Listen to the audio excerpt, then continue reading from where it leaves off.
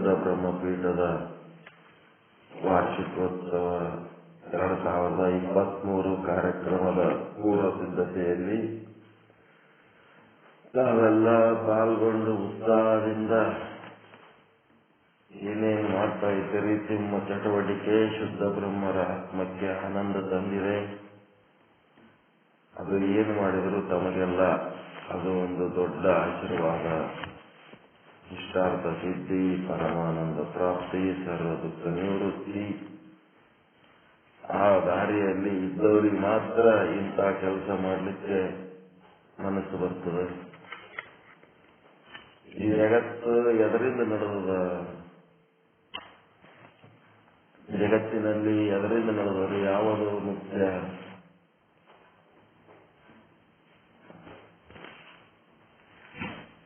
ನಮ್ಮ ಜೀವನ ಇರಬಹುದು, ಜಗತ್ತಿರಬಹುದು, ಅದು ನಡಿಬೇಕಾದ್ರೆ ಅತ್ಯಂತ ಮುಖ್ಯವಾದದ್ದೇನಂದ್ರೆ ಇಷ್ಟ.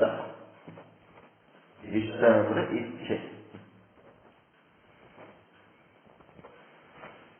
ಅದಕ್ಕೆ ಏನ್ ಮಾಡಿದ್ರು, ಇಷ್ಟಲಿಂಗ ಅಂತಂದ್ರು. ಇಷ್ಟಲಿಂಗ ಇಷ್ಟಲಿಂಗ ಅಂದ್ರೆ, ಲಿಂಗ ಅಂದ್ರೆ ಹೆಂಗಿರಬೇಕು, ಹೆಂಗಿರ್ಬೇಕು, ನಮ್ಮ ಮಾತು ಹೆಂಗಿರ್ಬೇಕು, ನಮ್ಮ ಕೃತಿಗಳು ಹೆಂಗಿರ್ಬೇಕು, ನಮ್ಮ ಆಲೋಚನೆಗಳು ಹೆಂಗಿರ್ಬೇಕು, ಮತ್ತ ಈಗ ಹೆಂಗದ ಹೆಂಗಿರ್ಬೇಕು ಅಂತೇಳಿ ಹಿಂದಿನಿಂದ ಋಷಿ ಮುನಿಗಳಿಂದ ಶರಣರ ತನಕ ಎಲ್ಲರೂ ಗುರು ಹಿರಿಯರು ಹೇಳ್ಕೊತೇ ಬಂದ. ಇಂಥ ಮಾತು ಮಾತಾಡಕ ಕಲಿಯೋದು ಬಹಳ ತಿಳಿಯಂಗಿಲ್ಲ. ಮಾತಾಡಕ್ ಬರೋದು ಎಷ್ಟು ವರ್ಷನಾಗ ಬರ್ತಾವ್ರಿ ಮಾತುಗಳು?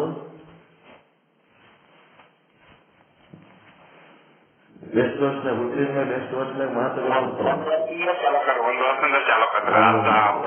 ಪರ್ಫೆಕ್ಟ್ ಆಗಿ ಮಾತಾಡ್ಲಕ್ 3 ವರ್ಷದ ಮಕ್ಕಳು ಮಾತಾಡ್ಲಕ್ ಬಿಡ್ತಾವ. ಮುಂದೆ ಎಲ್ಲ ಮಾತಾಡ್ತಾವ. LKG ಹೋಗ್ಲಕ್ ಬಿಡ್ತಾವ. 3-3.5 ವರ್ಷ.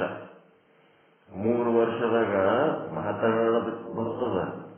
ಆದ್ರೆ ಹ್ಯಾಂಗ ಮಾತಾಡ್ಬೇಕಂತ ಗೊತ್ತಿರ್ಲಾರ್ದ 100 ವರ್ಷ ಆದ್ರೂ ಬರಂಗಿಲ್ಲ. ಚಲೋ ಮಾತಾಡ್ಬೇಕಂತೀವಿ, ಹೆಂಗ್ ಮಾತಾಡ್ಬೇಕು, ಏನ್ ಮಾತಾಡ್ಬೇಕು, ಎಷ್ಟು ಮಾತಾಡ್ಬೇಕು, ಯಾವಾಗ ಮಾತಾಡ್ಬೇಕು, ಆ ಮಾತಿನ ಅವಶ್ಯಕತೆ ಎಷ್ಟು ಅದ, ನಾ ಮಾತನಾಡುವ ಅವಶ್ಯಕತೆ ಆದೋ ಇಲ್ಲೋ, ನಾ ಮಾತನಾಡೋದ್ರಾಗ ಏನಾರ ಅರ್ಥ ಆದ, ಅದರಿಂದ ಯಾರಿಗಾರ ಉಪಯೋಗ ಆದ, ಇವೆಲ್ಲ ವಿಚಾರ ಮಾಡಿ ಮಾತಾಡೋದೇನದ ಅಲ್ಲ, ಇದು 100 ವರ್ಷ ಆದರೂ ಬರೋದು. ಇದಕ್ಕೆ ಸಾಧನೆ ಬೇಕಾಗ್ತದೆ. ಮಾತಾಡೋದೇನು 3 ವರ್ಷನ ಮಾತಾಡೋದು ಕಲಿತೀವಿ. ಮುಂದೆ 100 ವರ್ಷದ ತನಕನೂ ನಮಗೆ ಸರಿಯಾಗಿ ಮಾತಾಡಕ್ಕೆ ಬರಂಗಿಲ್ಲ. ಎಷ್ಟು ಮಾತುಗಳು ಎಲ್ಲರಿಗೂ ಒಪ್ಪಿಗೆ ಆಗಂತ ಮಾತಾಡ್ಬೇಕನ್ನೋದಕ್ಕೆ ಒಂದು ಉದ್ದೇಶ ಇಟ್ಟುಕೊಂಡು ಈ ಶುದ್ಧ ಬ್ರಹ್ಮ ಪೀಠದ ಕೂತಿರ್ತೀವಿ ನಾವು. Common agenda. ನಾವು ಆಡಿದ ಮಾತು ಲಿಂಗ ಮೆಚ್ಚಿ ಹೌದೌದೆನ್ನಬೇಕು ಅಂದ್ರೆ ಎಲ್ಲರೂ ಹೌದಪ್ಪ ಅಂತ ಒಪ್ಕೋಬೇಕು. ವೀರನಾದಡೆ ವೈರಿಯೂ ಏನ್ ಮಾಡ್ಬೇಕು, ಪ್ರಶಂಸಿಸಬೇಕಂತ. ಅವನಿಗೆ ವೀರ ಅಂತಾರಂತ. ವೈರಿ ಸಹಿತ ಬಾಬಾ ಏನದನಪ್ಪ, ಏನ್ ಮಾಡ್ತಾನಪ್ಪ ಇವ, ಎಂತ ಶೌರ್ಯ ತೋರಿಸ್ತಾನಂತ ವೈರಿ ಸಹಿತ ಮೆಚ್ಚಬೇಕಂತ. ಹಂಗ ನಾವು ಮಾತನಾಡಿದರೆ ನಮ್ಗೆ ಬೇಡದವ್ರು ಸಹಿತ ಇಲ್ಲರಿ ಅವ್ರ ಮಾತು ಚಲೋ ಅವ ಕೇಳಬೇಕು ಅನ್ನಿಸ್ತಿರ್ಬೇಕು. ಅಂತ ಮಾತು ಹಂಗ ಆಗ್ತಿರ್ಬೇಕು.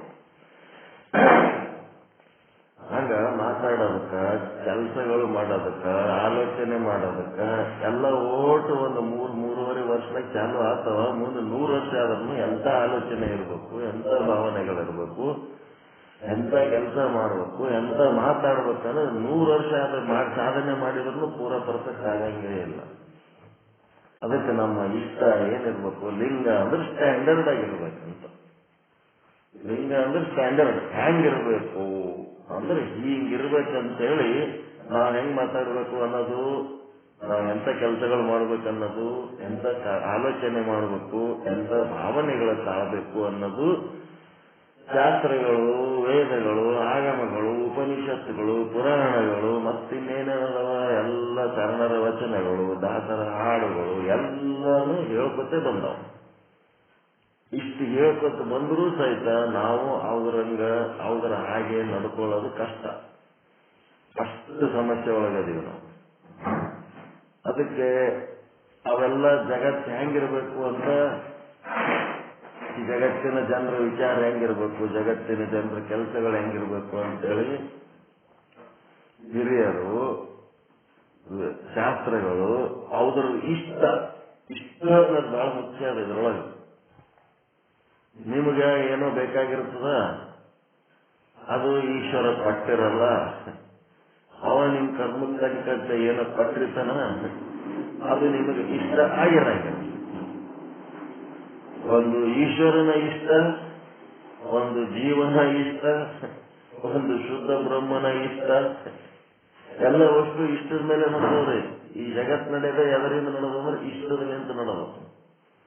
ಅದಕ್ಕೆ ನಿಮ್ಮೊಳಗಿನ ಇಷ್ಟ ಏನದಲ್ಲ ಅದು ಕೆಲಸ ಮಾಡಬೇಕು.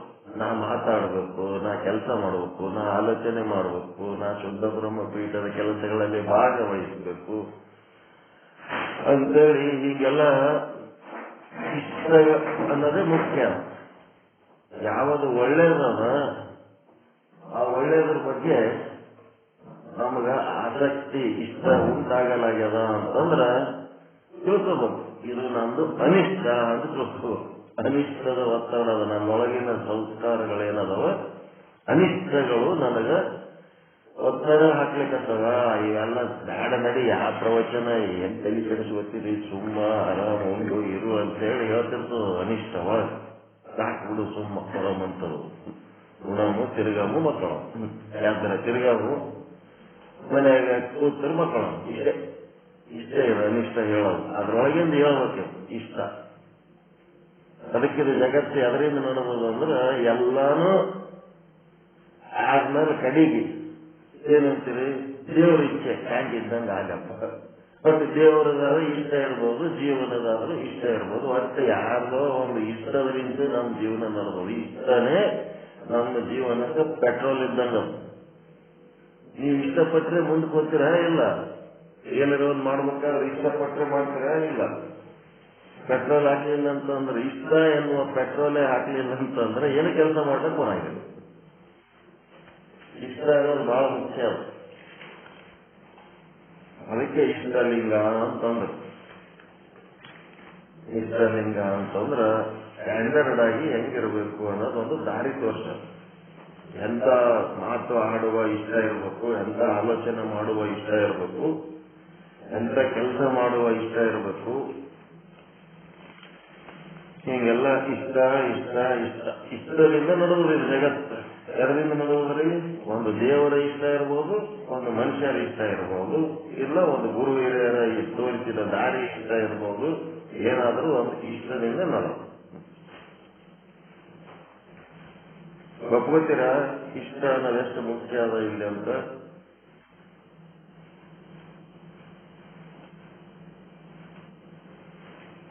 ಪ್ರಳಯದ ಬಗ್ಗೆ ಗೊತ್ತಾಯ್ತಾ? ನಿನ್ನೆ ಎಷ್ಟು ರೀತಿ ಪ್ರಳಯಗಳು. ಒಂದು ನಿತ್ಯ ಪ್ರಳಯ.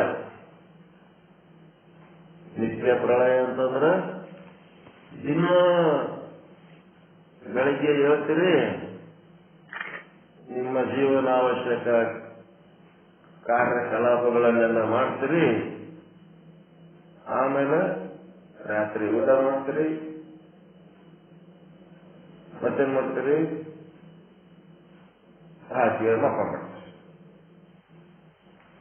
ಮಕ್ಕಳನ್ನ ನಿದ್ದೆ ಹತ್ತದಲ್ಲ, ನಿಮ್ ಸುತ್ತಮುತ್ತ ಏನೇನದವ ಅವು ಯಾವ ನಿಮ್ಗೆ ಸಂಬಂಧ ಇರ್ಲಾರ್ದಂಗ, ಇನ್ನೂ ವಿಶೇಷವಾಗಿ ಹೇಳ್ಬೇಕಂದ್ರೆ ನಿಮ್ಮ ಶರೀರನೇ ನಿಮಗೆ ಸಂಬಂಧ ಇರ್ಲಾರ್ದಂಗ ಮೈ ಮರೆತ ಮಕ್ಕೊಂಡ್ಬಿಡ್ತೀರಿ. ಆ ಮಲ್ಕೊಂಡ ಸ್ಥಿತಿ ಒಳಗ ಏನೇನು ಇಲ್ಲದ ಸ್ಥಿತಿ, ಅಂತದೊಂದು ಸ್ಥಿತಿ ಒಳಗೆ ಇರ್ತೀರಿ. ಅದು ಪ್ರಳಯಕ್ಕೆ ಸಮಾನವಾಗ್ಯದ ಇಲ್ಲ? ಅದು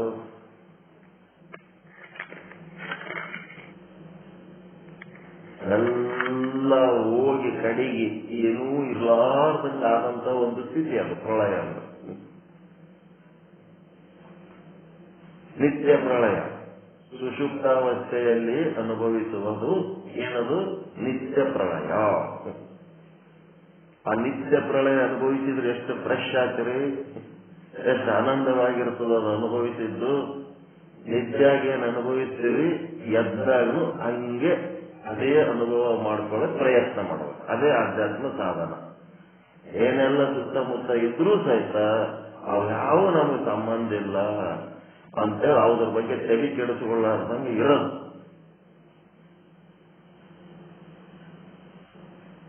ಅಂಥದ್ದೊಂದು ಸ್ಥಿತಿ ಪ್ರಾಪ್ತಿ ಮಾಡ್ಕೋಬೇಕು.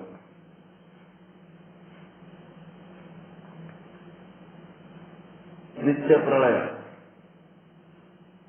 ಮತ್ತಿನ್ನೊಂದೇನು ಪ್ರಳಯ ಆಗ್ತದಂತಂದ್ರ ನೈಮಿತ್ತಿಕ ಪ್ರಳಯ.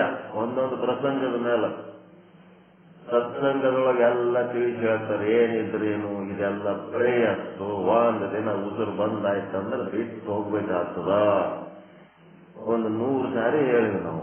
ಆ ಒಂದು ಪಾಯಿಂಟ್ ನೀವು ಸ್ವಲ್ಪ ಮನಸ್ಸು ಮಾಡಿ ಆಲೋಚನೆ ಮಾಡಿ ಒಂದು ಕ್ಷಣ ಇದನ್ನೆಲ್ಲ ಬಿಟ್ಟು ಹೋಗ್ಬೇಕಾಗ್ತದ ಅನ್ನೋದು ಹೇಳಿ ಆಯ್ತು. ಮತ್ತು ಅಕ್ಕಪಕ್ಕ ಎಲ್ಲೋ ಯಾರ ಸತ್ತಲ್ಲಿ ಹೆಣಕ್ಕೆ ಹೋಗಿರ್ತಿರಲ್ಲ, ಅವಾಗ ಅದು ಪ್ರಾಕ್ಟಿಕಲ್ ಆಗಿ ಗೊತ್ತಾಗ್ತದೆ. ಅವ ಎಷ್ಟು ಬಡ್ದಾಡ್ತಿದ್ದ, ಅವ ಏನೇನು ಮಾಡಿ ಏಟಿಟ್ಟು ಆಸ್ತಿ ಮಾಡ್ದ, ಏಟು ರೊಕ್ಕ ಗಳದ್ದ, ಏನೇನು ಮಾಡಿ ಅಧಿಕಾರ ವಿದ್ಯೆ ಹುದ್ದೆ ಏನೆಲ್ಲ ಮಾಡಿ ಅಡಿಗದು ಎದೂ ಸಂಬಂಧ ಇರ್ಲಾರ್ದಂಗೆ ಹೆಂಡತಿ ಮಕ್ಕಳು ಸಂಸಾರ ಎಲ್ಲ ಬಿಟ್ಟು ಡಮ್ಮ ಹೋಗ್ಬಿಡ್ತಾನಲ್ಲ, ಅವಾಗ ನೀವು ಪ್ರಾಕ್ಟಿಕಲ್ ಆಗಿ ಅನುಭವ ಆಗ್ತಿರ್ತದೆ. ಆ ಹೆಣ ನೋಡಿದಂಗೆಲ್ಲ ಅನುಭವ ಆಗ್ತದೆ. ಹೆಣಕ್ಕೆ ಹೋಗ್ಬೇಕು ಅಂತಂದ್ರೆ ಎದಕ್ಕೆ ಹೋಗ್ಬೇಕಂದ್ರೆ ನೀವು ಒಂದ್ ಸ್ವಲ್ಪ ಎದಕ್ಕೆ ನೈಮಿತ್ತಿಕ ಪ್ರಳಯದ ಅನುಭವ ಮಾಡ್ಕೊಳಕ್ ಒಂದು ದಿನ ಬಿಟ್ಟು ಹೋಗ್ತೀರಿ ಅನ್ನೋದು ಬಸ್ ಮಾಡ್ಕೊಳಕ್ ಹೋಗ್ಬೇಕು. ಹೆಣಕ್ಕೆ ಹೋಗ್ಬೇಕಂತಂದ್ರೆ ನಮ್ಮ ಹೆಣಕ್ಕೆ ಅವ್ರು ಬರ್ಲಿ, ಅವ್ರ ಹೆಣಕ್ಕೆ ನಾವು ಬರ್ಬೇಕಂತ ಬೀಗರ ಕೆಲಸ ಅಲ್ಲದು. ಜ್ಞಾನ ಮಾರ್ಗದಲ್ಲಿ ಯಾಕೆ ಹೆಣಕ್ಕೆ ಹೋಗ್ಬೇಕು, ಯಾವುದರ ಕಾರ್ಯಕ್ರಮಕ್ಕೆ ಮದುವೆಗಳಿಗೆ ಹೋಗೋದು ಬಿಡಪ್ಪ, ಅದ್ರ ಹೆಣಕರ ಹೋಗಬೇಕು ಅಂತಂದ್ರೇನು, ಅದರಿಂದ ವಾದವನಿಗೆ ಲಾಭ. ನೈಮಿತ್ತಿಕ ಪ್ರಳಯ ಒಂದು ಕ್ಷಣ ಅನುಭವಿಸ್ಬೇಕು. ಓ ಇದೆಲ್ಲ ಒಂದಿನ ಬಿಟ್ಟು ಹೋಗೋದ. ಗೌತಮ ಬುದ್ಧ ಏಸ್ ಮಂದಿಗೆ ದಿನ ಹೆಣ ಎತ್ತಾರೆ, ಎಲ್ಲರೂ ದಿನ ಏಸ್ ಮಂದಿ ಸಾಯ್ತಿರ್ತಾರೆ, ಏಸ್ ಮಂದಿ ಹುಟ್ಟಿರ್ತಾರೆ. ಆದ್ರೆ ಗೌತಮ ಬುದ್ಧನಿಗೆ ಆದಂತ ನೈಮಿತ್ತಿಕ ಪ್ರಳಯ ಯಾರಿಗೂ ಆಗ್ಲಿಲ್ಲ. ಹೆಣ ನೋಡ್ದ, ಅಯ್ಯೋ ಈಟೆಲ್ಲ ಮಾಡಿ ಒಂದಿನ ಬಿಟ್ಟು ಹೋಗೋದದ, ಏನಿದೆ ನಮ್ಮ ಜೀವನಕ್ಕೆ ಏನಾರ ಅರ್ಥ ಆದ ಇಲ್ಲ ಈಟೆಲ್ಲ ಬಡದಾಡೋದಕ್ಕ ಅಂತ ಪ್ರಶ್ನೆ ಚಾಲು ಆಯ್ತು ಅವನಿಗೆ. ನೈಮಿತ್ತಿಕ ಪ್ರಳಯ ಯಾವ ಯಾವ ಪ್ರಸಂಗಗಳಲ್ಲಿ ನಿಮಗ ಈ ಜಗತ್ತು ಮಿಥ್ಯೆ ಆದ, ನಾವು ಒಂದಿನ ಇದನ್ನ ಬಿಟ್ಟು ಹೋಗ್ಬೇಕು ಅನ್ನೋದು ನಿಮ್ಗೆ ಯಾವಾಗ ಯಾವಾಗ ಅರಿವು ಬರ್ತದ, ಅವಾಗ ಇದು ನೈಮಿತ್ತಿಕ ಪ್ರಳಯ. ಮತ್ತೆ ಮುಂದೆ ಅತ್ಯಂತಿಕ ಪ್ರಳಯ.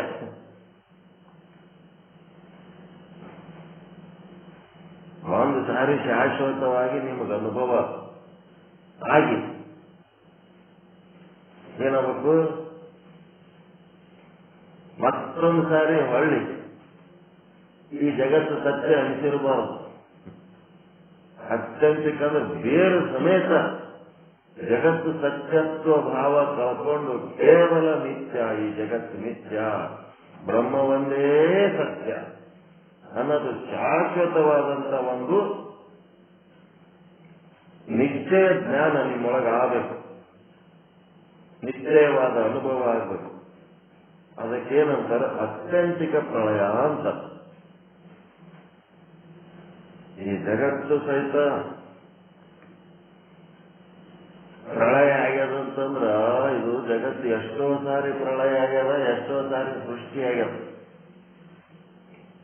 ಈ ಜಗತ್ತು ಅನೇಕ ಸಾರಿ ಪ್ರಳಯ ಆಗ್ಯದ, ಅನೇಕ ಸಾರಿ ಸೃಷ್ಟಿ ಆಗ್ಯದ. ಈ ಇಡೀ ಬ್ರಹ್ಮಾಂಡದೊಳಗೆ ಏನದ, ಈಶ್ವರ ಮಾಯೆ ಇರುವುದರ ಬ್ರಹ್ಮಾಂಡ ಇರುವ ತನಕ ಬ್ರಹ್ಮಾಂಡದ ಕಾರ್ಯಕಲಾಪಗಳನ್ನ ಈಶ್ವರ ಮಾಯೆಯರು ನೋಡ್ಕೋತಾರ. ಮತ್ತೇನ್ ಮಾಡ್ತಪ್ಪ ಅಂದ್ರೆ ಅವಿದ್ಯೆ ಮತ್ತು ಐಶ್ವರ ಒಮ್ಮನೆ ಮಾಯೆ ಒಂದೇ ಇಡೀ ಬ್ರಹ್ಮಾಂಡಕ್ಕೆ.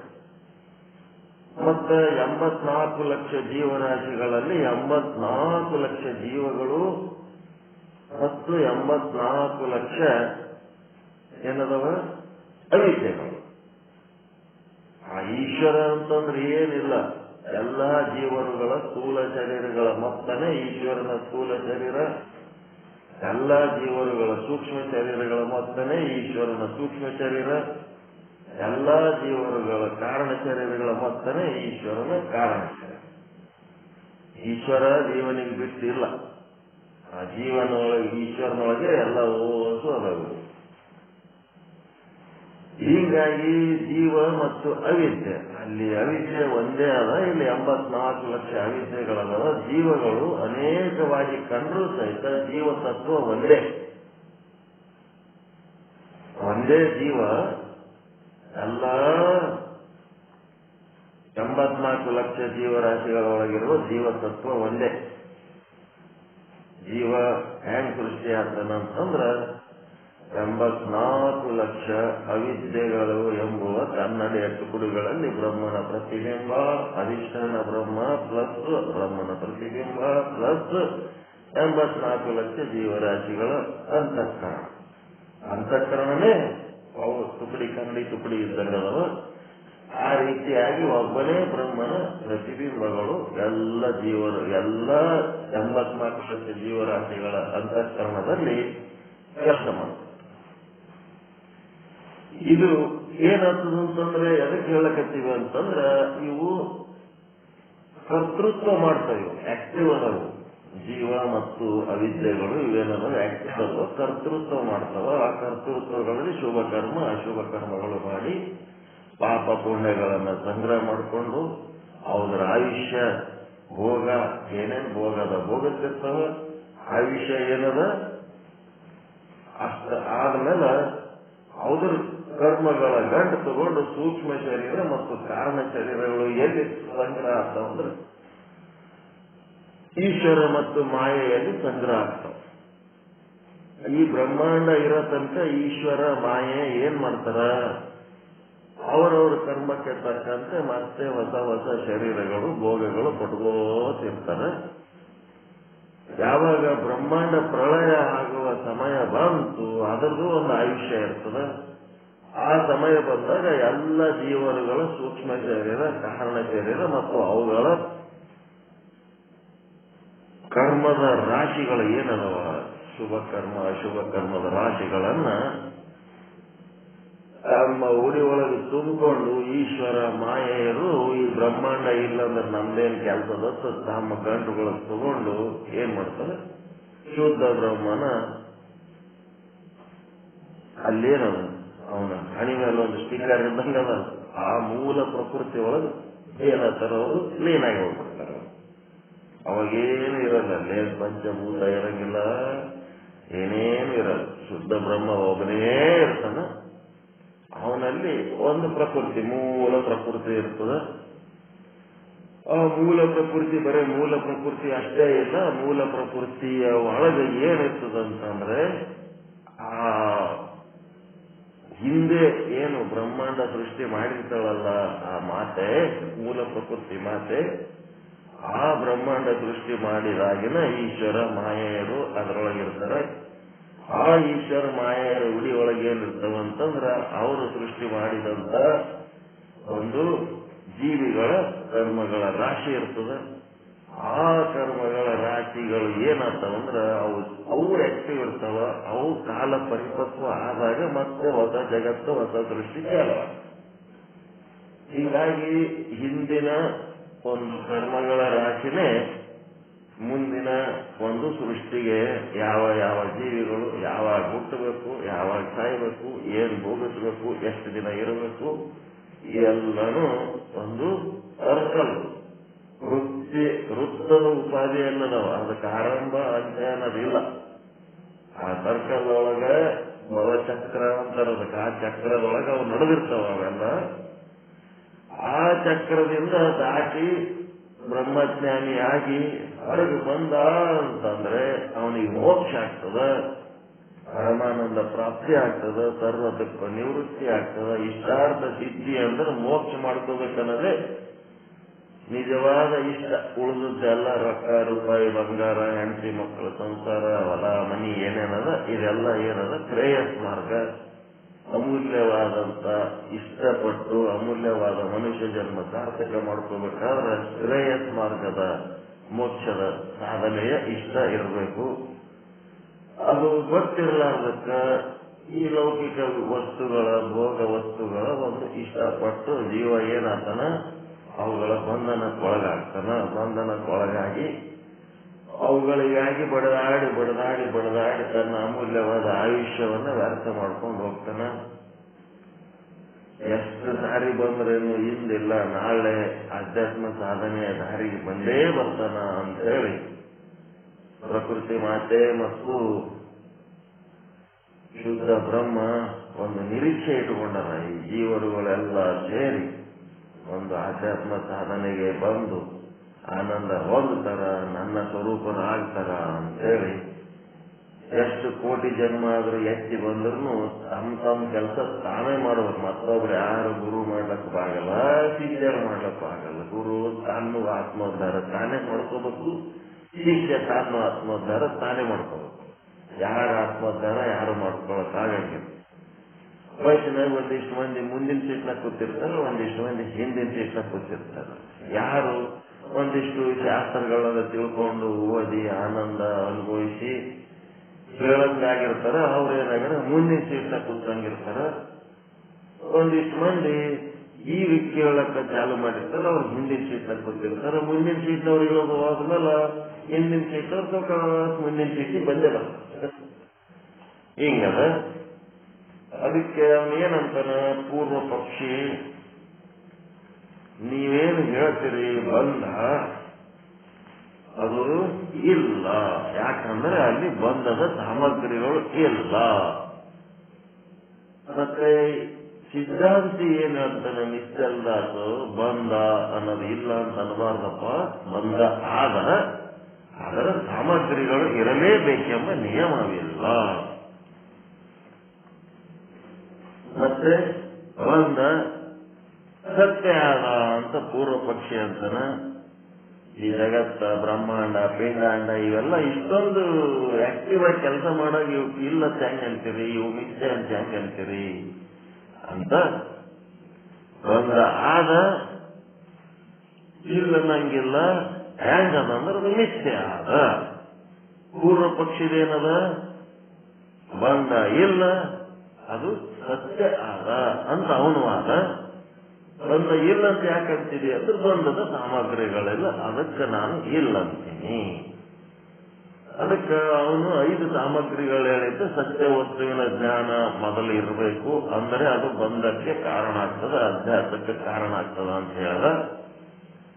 ಅದಕ್ಕೆ ಸತ್ಯ ವಸ್ತುವಿನ ಜ್ಞಾನನೇ ಇರ್ಬೇಕಂತೇನಿಲ್ಲ, ಮಿಥ್ಯ ವಸ್ತುವಿನ ಜ್ಞಾನನೂ ಅಧ್ಯಾಸಕ್ಕೆ ಕಾರಣ ಆಗ್ತದೆ. ಮತ್ತೆ ಸತ್ಯ ವಸ್ತು ಮಿಥ್ಯ ವಸ್ತು ಎರಡೂ ಇಲ್ಲಂದ್ರೂ ಸಹಿತ ಅಂತಃಕರಣ ತನ್ನೊಳಗೆ ತಾನೇ ಅಧ್ಯಾಸಕ್ಕೊಳಗಾದಾಗ ಅದು ಪೂರ್ವ ಜನ್ಮದ ಅನಂತ ಕಾಲದಲ್ಲಿ ಎಷ್ಟೋ ಜನ್ಮ ಎತ್ತಿ ಬಂದದ. ಈ ಜೀವ ಎಷ್ಟೋ ಸಲ ಹಾವಾಗಿ ಹುಟ್ಟ್ಯಾದ, ಎಷ್ಟೋ ಸಲ ಹುಲಿಯಾಗಿ ಹುಟ್ಟ್ಯಾದ, ಎಷ್ಟೋ ಸಲ ಕತ್ತೆಯಾಗಿ ಹುಟ್ಟ್ಯಾದ. ಎಲ್ಲಾ 84 ಲಕ್ಷ ಜೀವರಾಶಿಗಳ ಅನುಭವ ಪಡ್ಕೊಂಡು ಮ್ಯಾಲ ಕಿರೀಟ ಆಗಿ ಬಂದದ. ಈಗದು ಕ್ರೌನ್ ಆಫ್ ದಿ ಕ್ರಿಯೇಷನ್, ಸೃಷ್ಟಿಯ ಕಿರೀಟ ಆಗಿದೆ. ಈಗ ಮನುಷ್ಯ ಆಗಿ ಹುಟ್ಟಿ ಬರ್ಬೇಕಾದ್ರೆ ಎಲ್ಲಾ ಜೀವರಾಶಿಗಳಾಗಿ ಹುಟ್ಟಿ ಬಂದದದು. ಒಂದು ಅಮೀಬಾ, ಸೂಕ್ಷ್ಮಾತಿ ಸೂಕ್ಷ್ಮ ವಸ್ತು ಅಮೀಬಾದಿಂದ ಹಿಡ್ಕೊಂಡು ಮನುಷ್ಯ ಶರೀರ ಆಗ್ಯದ. ವೀರ್ಯಾಣು ಅಂಡಾಣುಗಳು ಹೆಂಗದವು ಅಮೀಬಾ ಇದ್ದಂಗೆ ಅದಾವ, ಸಣ್ಣದವು, ಪೂರ್ತಿ ಸೂಕ್ಷ್ಮದವು. ಮೈಕ್ರೋಸ್ಕೋಪ್ನಾಗ ಸಹಿತ ನೋಡ್ಲಕ್ ಸಿಗಂಗಿಲ್ಲ, ಅಷ್ಟು ಕಷ್ಟ ಅವು ನೋಡ್ಬೇಕಾದ್ರ.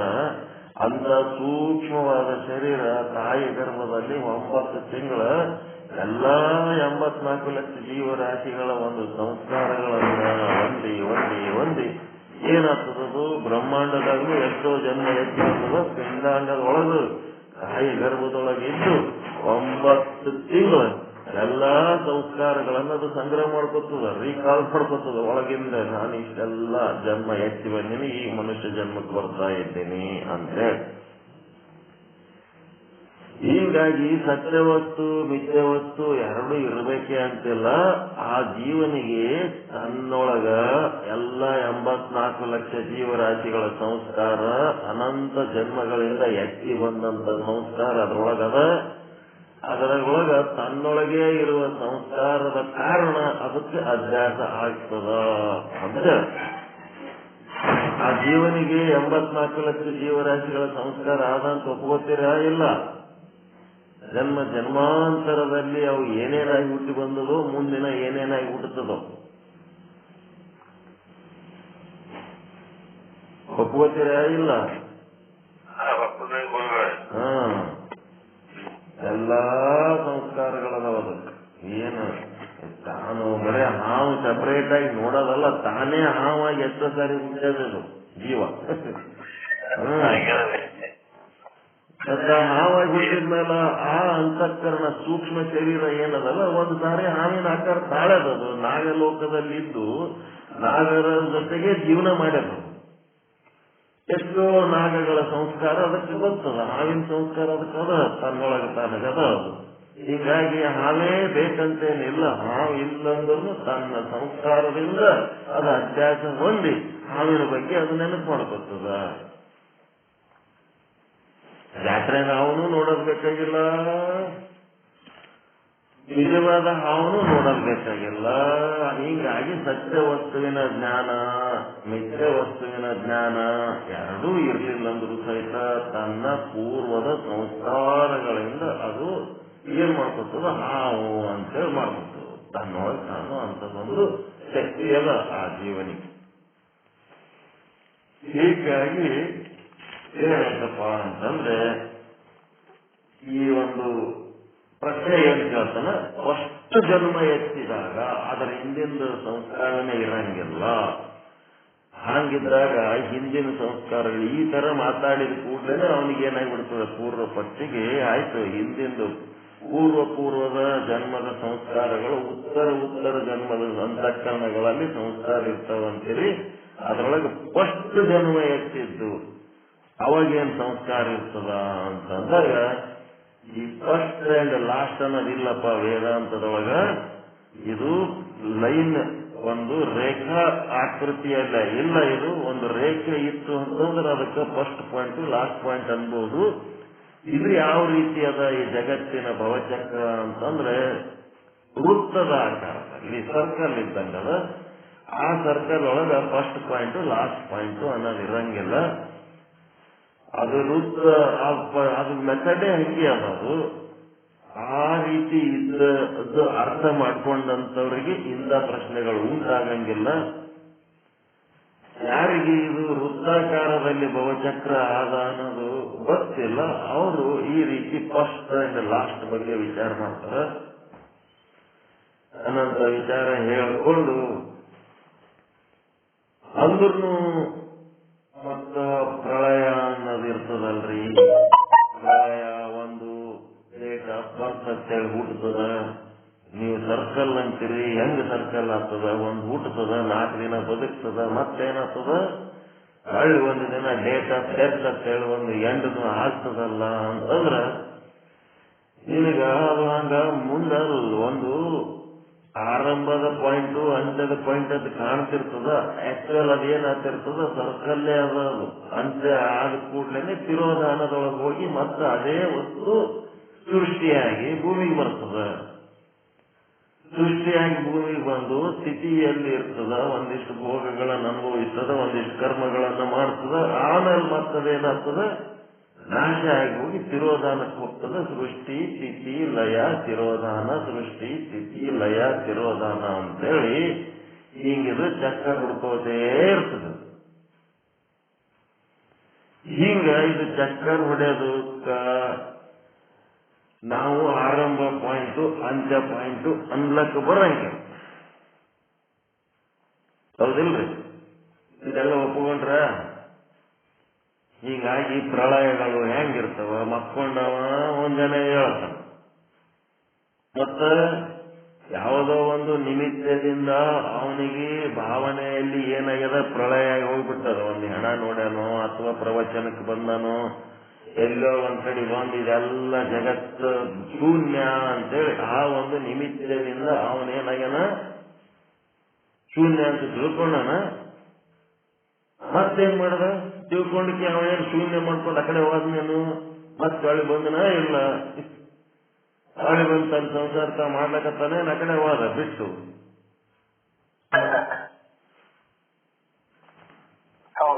ಮತ್ತೆ ಸಂಸಾರಕ್ಕೆ ಬಾಂಧ. ಹೀಗಾಗಿ ಅವ ಮತ್ತೆ ಬರ್ತಾನ. ಮತ್ತೆ ಹಿಂದಿನ ಜನ್ಮದೊಳಗಾಗಿದ್ದಂತ ಸಂಸ್ಕಾರಗಳ ತಗೊಂಡು ಹಿಂದಿನ ಪ್ರಳಯ ಪೂರ್ವದಲ್ಲಿ ಇಡೀ ಬ್ರಹ್ಮಾಂಡ ಪ್ರಳಯ ಪೂರ್ವದಲ್ಲಿ ಏನು ಇತ್ತು ಜೀವಿಗಳು ಆ ಎಲ್ಲ ಸಂಸ್ಕಾರಗಳು ಮತ್ತೆ ಹೊಸ ಜಗತ್ತು ಸೃಷ್ಟಿಗೆ ಕಾರಣ ಆಗ್ತವ. ಅಲ್ಲಿ ಈಶ್ವರನು ಮುಖ್ಯ ಇಲ್ಲ, ಅಲ್ಲಿ ಮಾಯನೂ ಮುಖ್ಯ ಇಲ್ಲ, ಅಲ್ಲಿ ಜೀವ ಅವಿದ್ಯೆಯರು ಕೂಡಿ ಏನು ಕರ್ಮ ಮಾಡ್ತಾರ ಆ ಕರ್ಮದ ಒಂದು ಅರೇಂಜ್ಮೆಂಟ್ ಸಲುವಾಗಿ ಈಶ್ವರ ಮಾಯೇರದರ. ಎಷ್ಟು ಮುಖ್ಯದ ಈ ಜೀವಿಗಳ ಕರ್ಮ ಅನ್ನೋದು ಬಹಳ ಮುಖ್ಯ. ಯಾವ ಕರ್ಮಕ್ಕೆ ಏನ್ ಕೊಡ್ಬೇಕಂತ ರೊಕ್ಕ ತಗೊಂಡು ಮಾಲ್ ಕೊಟ್ಟಂಗ ಅಂಗಡಿಯಾಗ ಕೂತರು ಈಶ್ವರ ಮಾಯ. ನಿಜವಾಗಿ ಇಲ್ಲಿ ಕರ್ತೃತ್ವ ಭೋಕ್ತೃತ್ವ ಮಾಡ್ತಾ ಇರೋದು ಜೀವರಾಶಿಗಳೇ. ಜೀವರಾಶಿಗಳ ಕರ್ಮದ ಮೇಲೆ ಈ ಜಗತ್ತು ಸೃಷ್ಟಿಯಾಗ್ತದೆ. ಇಡೀ ಜಗತ್ತಂದ್ರೆ ಏನು? ಎಲ್ಲ ಜೀವರಾಶಿಗಳ ಭೋಗ ವಸ್ತುಗಳ ಒಂದು ಮ್ಯೂಸಿಯಂ ಅಷ್ಟೇ. ಜಗತ್ತಿನಾಗ ನಾನಾ ರೀತಿ ವಸ್ತುಗಳದಾವ. ಅವೇನೆಲ್ಲ ನಮ್ಮ ಸಲುವಾಗಿ ಅದಾವನು ಬೇರೆ ಬೇರೆ ಜೀವಿಗಳ ಸಲುವಾಗಿ ಅದಾವ. ಆ ಎಲ್ಲ ವಸ್ತುಗಳು ಕಾಣಿಸ್ತವ, ಎಲ್ಲ ಜೀವಿಗಳು ಕಾಣಿಸ್ತವ. ಯಾರ್ಯಾರ ಸಮಯಗಳು ಏನೇನು ಬರ್ತಾವ ಆಗಾಗ ಆ ಸಮಯಕ್ಕೆ ತಕ್ಕಂತೆ ಆ ವಸ್ತುಗಳು ಅವರವರಿಗೆ ಪ್ರಾಪ್ತಿ ಆಗ್ತಿರ್ತವೆ, ಒಂದಕ್ಕೊಂದು ಭೋಗ ಕೊಡ್ತವೆ. ಈ ರೀತಿ ಅದ ನೋಡಿ ಜೀವ. ಹೀಗಾಗಿ ಎಲ್ಲನೂ ಸರ್ಕಲ್ ಅದ, ಸೈಕಲ್ ಅದಪ್ಪ. ಇದು ಯಾವುದು ಹಿಂಗ ಲೈನ್ ಇದ್ದಂಗಿಲ್ಲ, ರೇಖಾಕೃತಿಯನ್ನ ಇಲ್ಲ. ಇದು ವೃತ್ತಾಕಾರವಾಗ್ಯದ, ರೇಖಾಕಾರವಾಗಿಲ್ಲ, ವೃತ್ತಾಕಾರವಾಗ್ಯದ ಅಂತ ಹೇಳ್ಕೊಂಡು ಏನ್ ಮಾಡಿದ್ರು? ಸತ್ಯ ವಸ್ತುವಿನ ಜ್ಞಾನ ಎಂಬ ಸಾಮಗ್ರಿ ಅಭ್ಯಾಸವಾಗುವುದಕ್ಕೆ ಇರಲೇಬೇಕೆಂಬ ನಿಯಮವಿಲ್ಲ ಅನ್ನೋದಕ್ಕೆ ಟೋಟಲ್ ಅದನ್ನ ಮನಗಿಸ್ಬಿಟ್ರು. ಮತ್ತೆಂದು ಹೇಳದಂಗ್ ಮಾಡಿಟ್ಬಿಟ್ರು. ಅದು ವಿಷಯ ಬಹಳ ಸಣ್ಣದೈತಲ್ರಿ. ಮಾತು ನಮ್ಮ ಚಿಂತನೆ ಬಹಳ ದೊಡ್ಡದಾಯ್ತು, ಅದರ ವಿಚಾರ ಸಣ್ಣದಾಗಿತ್ತು. ಈಗೇನಾಯ್ತಪ್ಪ ಅಂತಂದ್ರೆ ಸತ್ಯ ವಸ್ತುವಿನ ಜ್ಞಾನ ಆಗ್ಬೇಕಂತಿಲ್ಲ. ಏನಾಗ್ತದ? ಅಭ್ಯಾಸ ಎಲ್ಲಿ ಆಗ್ತದ ಅಂದ್ರೆ ಸಜಾತಿ ವಸ್ತುಗಳಲ್ಲಿ ಅಭ್ಯಾಸ ಆಗ್ತದೆ. ಹಾವಿನಂಗೆ ಹಗ್ಗ, ಹಗ್ಗದಂಗೆ ಹಾವು. ಖರೆಯ ಹಾವು ಸಹಿತ ಕೆಲವೊಬ್ಬರಿಗೆ ಹಗ್ಗದಂಗೆ ಕಾಣ್ತದ, ಕೆಲವೊಬ್ಬರಿಗೆ ಹಾವು ಹಗ್ಗದಂಗೆ ಕಾಣ್ತದ, ಹಗ್ಗ ಹಾವಿನಂಗೆ ಕಾಣ್ತದ. ಅಭ್ಯಾಸ ಆಗಿ ಯಾಕಂದ್ರೆ ಅವೆರಡು ಸಜಾತಿಯವಾಗಿರೋ ಕಾರಣ.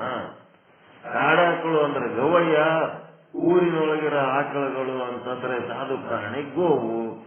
ಅವೆರಡು ಒಂದ್ರಂಗ್ ಇನ್ನೊಂದು ಇದ್ದಕ್ಕ ಏನಾಗ್ಯಾವವು ಸಜಾತಿ ಇರುವುದರಿಂದ ಅಭ್ಯಾಸ ಆಗ್ತದೆ. ಸತ್ಯ ವಸ್ತು ಅಂತ ಇರ್ಬೇಕಂತೇನಿಲ್ಲ ಅಂತ ಹೇಳಿ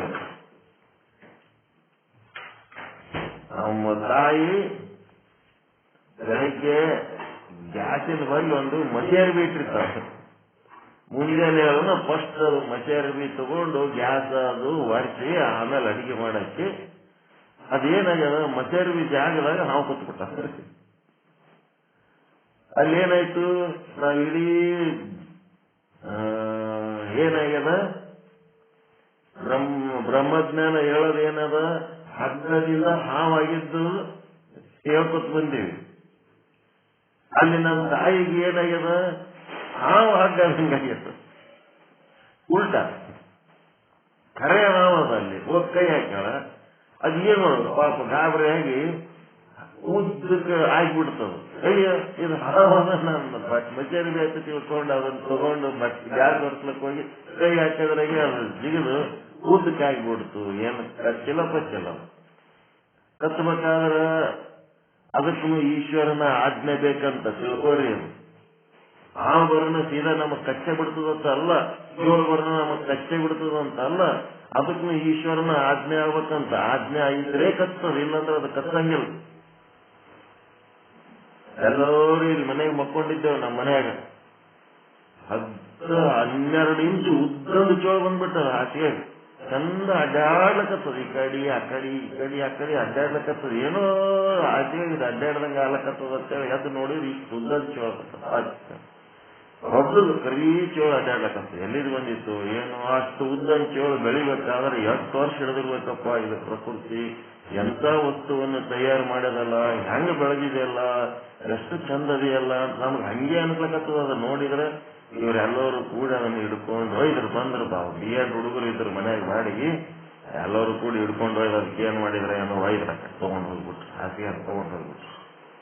ಮಕ್ಕಳು ಹ್ಯಾಂಡ್ರು ಎಲ್ಲರೂ ಮಲ್ಕೊಂಡಾಗ ಹಾಸಿಗೆ ಅಡ್ಡಾಡ್ಲಕ್ಕ ಇಷ್ಟು ಅಡ್ಡಾಡದ. ಇಲ್ಲೆಲ್ಲರೂ ಮಲ್ಕೊಂಡಿವಿ, ಯಾರಿಗೆ ಕಚ್ಚಿಲ್ಲಲ್ಲ ಅಂತಂದ್ರೆ ಕಚ್ಚಬೇಕಂದ್ರೆ ಅದಕ್ಕೊಂದು ಆಜ್ಞೆ ಆಗ್ಬೇಕಂತ. ಈಶ್ವರನ ಆಜ್ಞೆ ಆದ್ರೆ ಮಾತ್ರ ಕಚ್ಚೋದು, ಇಲ್ಲಾಂದ್ರೆ ಕಚ್ಚಂಗಿಲ್ಲ. ನಮ್ಮ ಊರಾಗ ಇನ್ನೊಂದು ಊರೊಳಗೆ ನಮ್ ತಂದೆಯವರು ಮನಿ ಒಳಗೆ ಮಗೊಂಡ್ರಿ. ಹಾಸಿಗೆ ಹಾವು ಬಂದದ್ರಿ. ಅದು ಬೆನ್ನ ಕೆಳಗೆ ಹೋಗ್ಬಿಟ್ಟದ್ರಿ. ಹೊಳ್ಳೆ ಅದು ಹಾವನೇ ಸತ್ತೋಗಿದ್ರಿ ಹಂಗೆ. ಅದು ಗೊತ್ತಿದ್ರಿ ಗುರುತಿದ್ದು ಹಾಸ್ಕೊಂಡ್ ಮಕ್ಕಳು ಅದು ಹಾವು ಎಷ್ಟು ಅಲ್ದಾನದು ಅಂದ ಮೊಳಕಾಗಿದ್ದು ಸ್ವಲ್ಪ ಜಾಸ್ತಿ ಅದ್ರಿ. ಅದು ಅಷ್ಟೇ ಮಕ್ಕಳು ಹಾವನೇ ಸತ್ತ ಬೆಳಿಗ್ಗೆ ಅದು ನೋಡ್ತಾರ್ರಿ ಅದನ್ನ.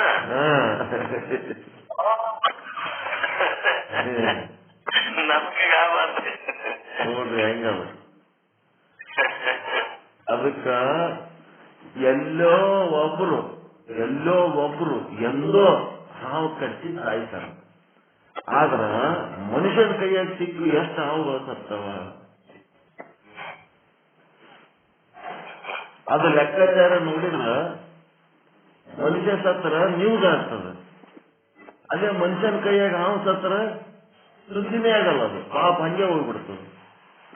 ಇಂಥದೊಂದು ಹಾವು ಹೊಡೆದಿರತ್ತೆ ಯಾರ ಸುದ್ದಿ ಮಾಡ್ಯಾರ? ಇಲ್ಲ, ಹಾವು ಸತ್ತರ ಸುದ್ದಿ ಮಾಡಂಗಿಲ್ಲ ನ್ಯೂಸ್ ಮೀಡಿಯಾದವರು. ಮನುಷ್ಯ ಸತ್ತರ ಹಾವು ಕಚ್ಚಿ ಮನುಷ್ಯ ಸತ್ತ ಅದು ನ್ಯೂಸ್ ಮಾಡ್ತಾರೆ. ಹೆಂಗದು? ಹಾವಿಂದ ಜೀವ ಹೌದಾ ಇಲ್ಲ ಈ ಜಗತ್ತಿನೊಳಗೆ? ಮನುಷ್ಯ ಎಷ್ಟು ಇಂಪಾರ್ಟೆಂಟ್ ಅನ್ನೋದ್ರೆ ಹಾವನು ಅಷ್ಟೇ ಇಂಪಾರ್ಟೆಂಟ್ ಅದ. ಎಷ್ಟು ಹಾವುಗಳು ಹೊಡಿತಾರ, ಕಣ್ಣಿಗೆ ಬಿದ್ದಿರ್ತಾಕ ಹೊಡೆದಾಕ್ಬಿಡ್ತಾರ. ಹಾವಿನ ಸಂಖ್ಯೆ ದಿನ ಪ್ರಾಣಿಗಳನ್ನು ಕೊಂದು ಕುದಿಸಿಕೊಂಡು ಸುಟ್ಕೊಂಡು ಎಷ್ಟೋ ಲಕ್ಷಾವಧಿ ಪ್ರಾಣಿಗಳನ್ನ ಕೊಂದು ತಿಂದ್ರ ಅದು ಅತ್ಯಾಚಾರ ಅಲ್ಲ. ಪ್ರಾಣಿಗಳ ಮೇಲೆ ಮನುಷ್ಯ ಮಾಡೋದು. ಮನುಷ್ಯರ ಮೇಲೆ ಯಾರ್ಯಾರ ಒಬ್ಬರು ಇನ್ನೊಬ್ಬ ಮನುಷ್ಯ ಏನಾರ ಮಾಡ್ದ, ಗಣಮಗನ ಮೇಲೆ ಹೆಣ್ಮಗಳು, ಹೆಣ್ಮಗಳ ಮೇಲೆ ಗಣಮಗ ಏನಾರ ಅತ್ಯಾಚಾರ ಮಾಡಿದ್ರ ಅದು ದೊಡ್ಡ ಸುದ್ದಿ ಆಗ್ತದೆ. ಮತ್ತೆ ಪ್ರಾಣಿಗಳು ನಮ್ಮ ಹಾಗೆ ಮುಖ್ಯ ವಸ್ತುಗಳು, ಅವ್ರದ್ದೆಲ್ಲ ಶರೀರದ ಅವಯವಗಳು ಕೊಯ್ಕೊಂಡು ಕುದಿಸ್ಕೊಂಡಿರ್ತಾರೆ. ಈ ಪಾಪಕ್ಕೆ ಏನ್ ಶಿಕ್ಷೆ?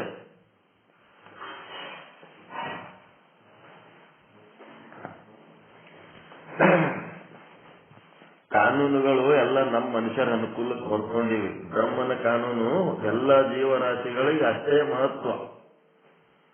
ರಾಮಾಯಣ ಕಾಲದಲ್ಲಿ ನೋಡಿದ್ರೆ ಗೊತ್ತಾಗ್ತದೆ.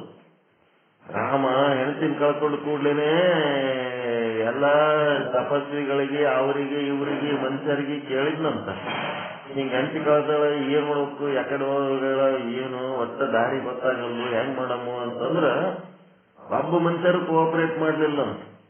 ಎಲ್ಲರೂ ತಮ್ಮ ಕೆಲಸದಾಗೆ ಬಿಜಿ ಇದ್ದನಂತ. ನೋಡ್ರಿ ಹೆಂಗದು. ತ್ರೇತಾಯುಗದಲ್ಲಿ ಯಾವ ಒಂದು ಕೃತಯುಗದಲ್ಲಿ ಭಗವಂತನಿಗಾಗಿ ತಮ್ಮ ಪ್ರಾಣವನ್ನ ಕೊಡುವಷ್ಟು ಅವರು ತಯಾರಿದ್ರು. ಪುರಾಣ ಕಾಲದಲ್ಲಿ ಅಲ್ಲೆಲ್ಲ ಮುಂದ ಕೃತಯುಗದಲ್ಲಿ ಒಬ್ರಿಗೊಬ್ರು ಹೆಲ್ಪ್ ಮಾಡೋ ನೇಚರ್ ಕಡಿಮೆ ಮಾಡ್ಕೊಂಡ್ರ. ಅವಾಗ ಮನುಷ್ಯ ಏನ್ ಮಾಡ್ದ, ಹಿಂದಕ್ಕೆ ಕರ್ಕೊಂಡ ಇಂಥ ಕೆಲಸಕ್ಕೆ ನಾವು ಹೋಗಿ ಏನ್ ಮಾಡಮ್ಮ, ಸಮುದ್ರ ದಾಂಡಿ ಅಲ್ಲಿ ಇಲ್ಲಿ ಎಲ್ಲಿ ಹೋಗ್ಯಾರ ನಡಿ ಅಂತ ಹೇಳಿ ಹಿಂದಕ್ಕೆ ಕರ್ಕೊಂಡ್ರ. ರಾಮ ಏನ್ ಮಾಡ್ದ, ಬಿಟ್ಬಿಡ್ರಪ್ಪ ಮನುಷ್ಯರು ಅಲ್ಲಂದ್ರೆ ಬಿಟ್ಬಿಡ್ರಿ ಅಂತ ಮನುಷ್ಯರಿಗೆ ಕೈ ಬಿಟ್ಟ. ಮನುಷ್ಯರ ಕೈ ಬಿಟ್ಟು ಏನ್ ಮಾಡ್ದ, ಬರೇ ಪ್ರಾಣಿಗಳು ತಗೊಂಡ, ಕೋತಿಗಳು, ಕರಡಿಗಳು, ಪಕ್ಷಿಗಳು, ಅವು ಇವು ತಗೊಂಡು ಯುದ್ಧ ಮಾಡ. ಮನುಷ್ಯರ್ಗಿಂತ ಹೆಚ್ಚು ಕೆಲಸ ಮಾಡ್ಯಾವಲ್ರಿ ಅವು.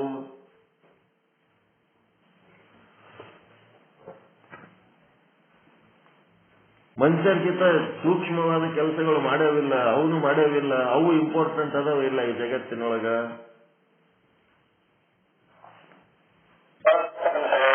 ಪ್ರಾಣಿಗಳನ್ನು ತಗೊಂಡು ಯುದ್ಧ ಮಾಡಿ ಹೆಂಡತಿನ ಗೆದ್ದು ತಗೊಂಬಂದ ಹೆಂಗದು. ಹೀಗಾಗಿ ಎಲ್ಲಾ ಜೀವಿಗಳು ಅಷ್ಟೇ ಸಮಾನ ಇಂಪಾರ್ಟೆಂಟ್ ಅದಾವ. ಎಲ್ಲ ಜೀವಿಗಳು ಒಂದು ಸೈಕಲ್ ಅದ. ಒಂದರ ಉಸಿರು ಇನ್ನೊಂದಕ್ಕೆ ಬಡದ್ರ ಆರೋಗ್ಯ ಚೆನ್ನಾಗಿರ್ತದೆ. ಈ ಹಾವು ಅನ್ನೋದು ನಾವು ದುಷ್ಟ ಜಂತು ಅಂತ ಹೇಳಿ ಅದನ್ನ ಸಾಯಿ ಹೊಡೆದು ಬಿಡ್ತೇವೆ ಅಂತಂದ್ರ ಜಗತ್ತಿನ ತುಂಬಾ ಕುಷ್ಠರೋಗ ಬಂದ್ಬಿಡ್ತದೆ ಎಲ್ಲಾ ಜೀವಿಗಳಿಗೆ. ಒಂದು ಸಾರಿ ಚೈನಾದವರು ಆಫ್ರಿಕಾದ ಒಳಗಿನ ಅರಣ್ಯದ ಜಗ್ಗಿ ಹಾವದ ಅಂತೇಳಿ ಎಲ್ಲ ಹಾವು ಹಿಡ್ಕೊಂಡು ಹೋಗ್ಬಿಟ್ರು. ಎಲ್ಲಾ ಜನ ಅದೇನಾದ್ರು ಕುಷ್ಠರೋಗಿಗಳಾಗ್ಬಿಟ್ರು. ಅದಕ್ಕೆ ಕುಷ್ಠರೋಗಿ ಆಗಿರತ್ತೆ, ಎಷ್ಟು ಟ್ರೀಟ್ಮೆಂಟ್ ಕೊಟ್ಟರು ಕಡಿಮೆ ಆಗಲ್ಲ.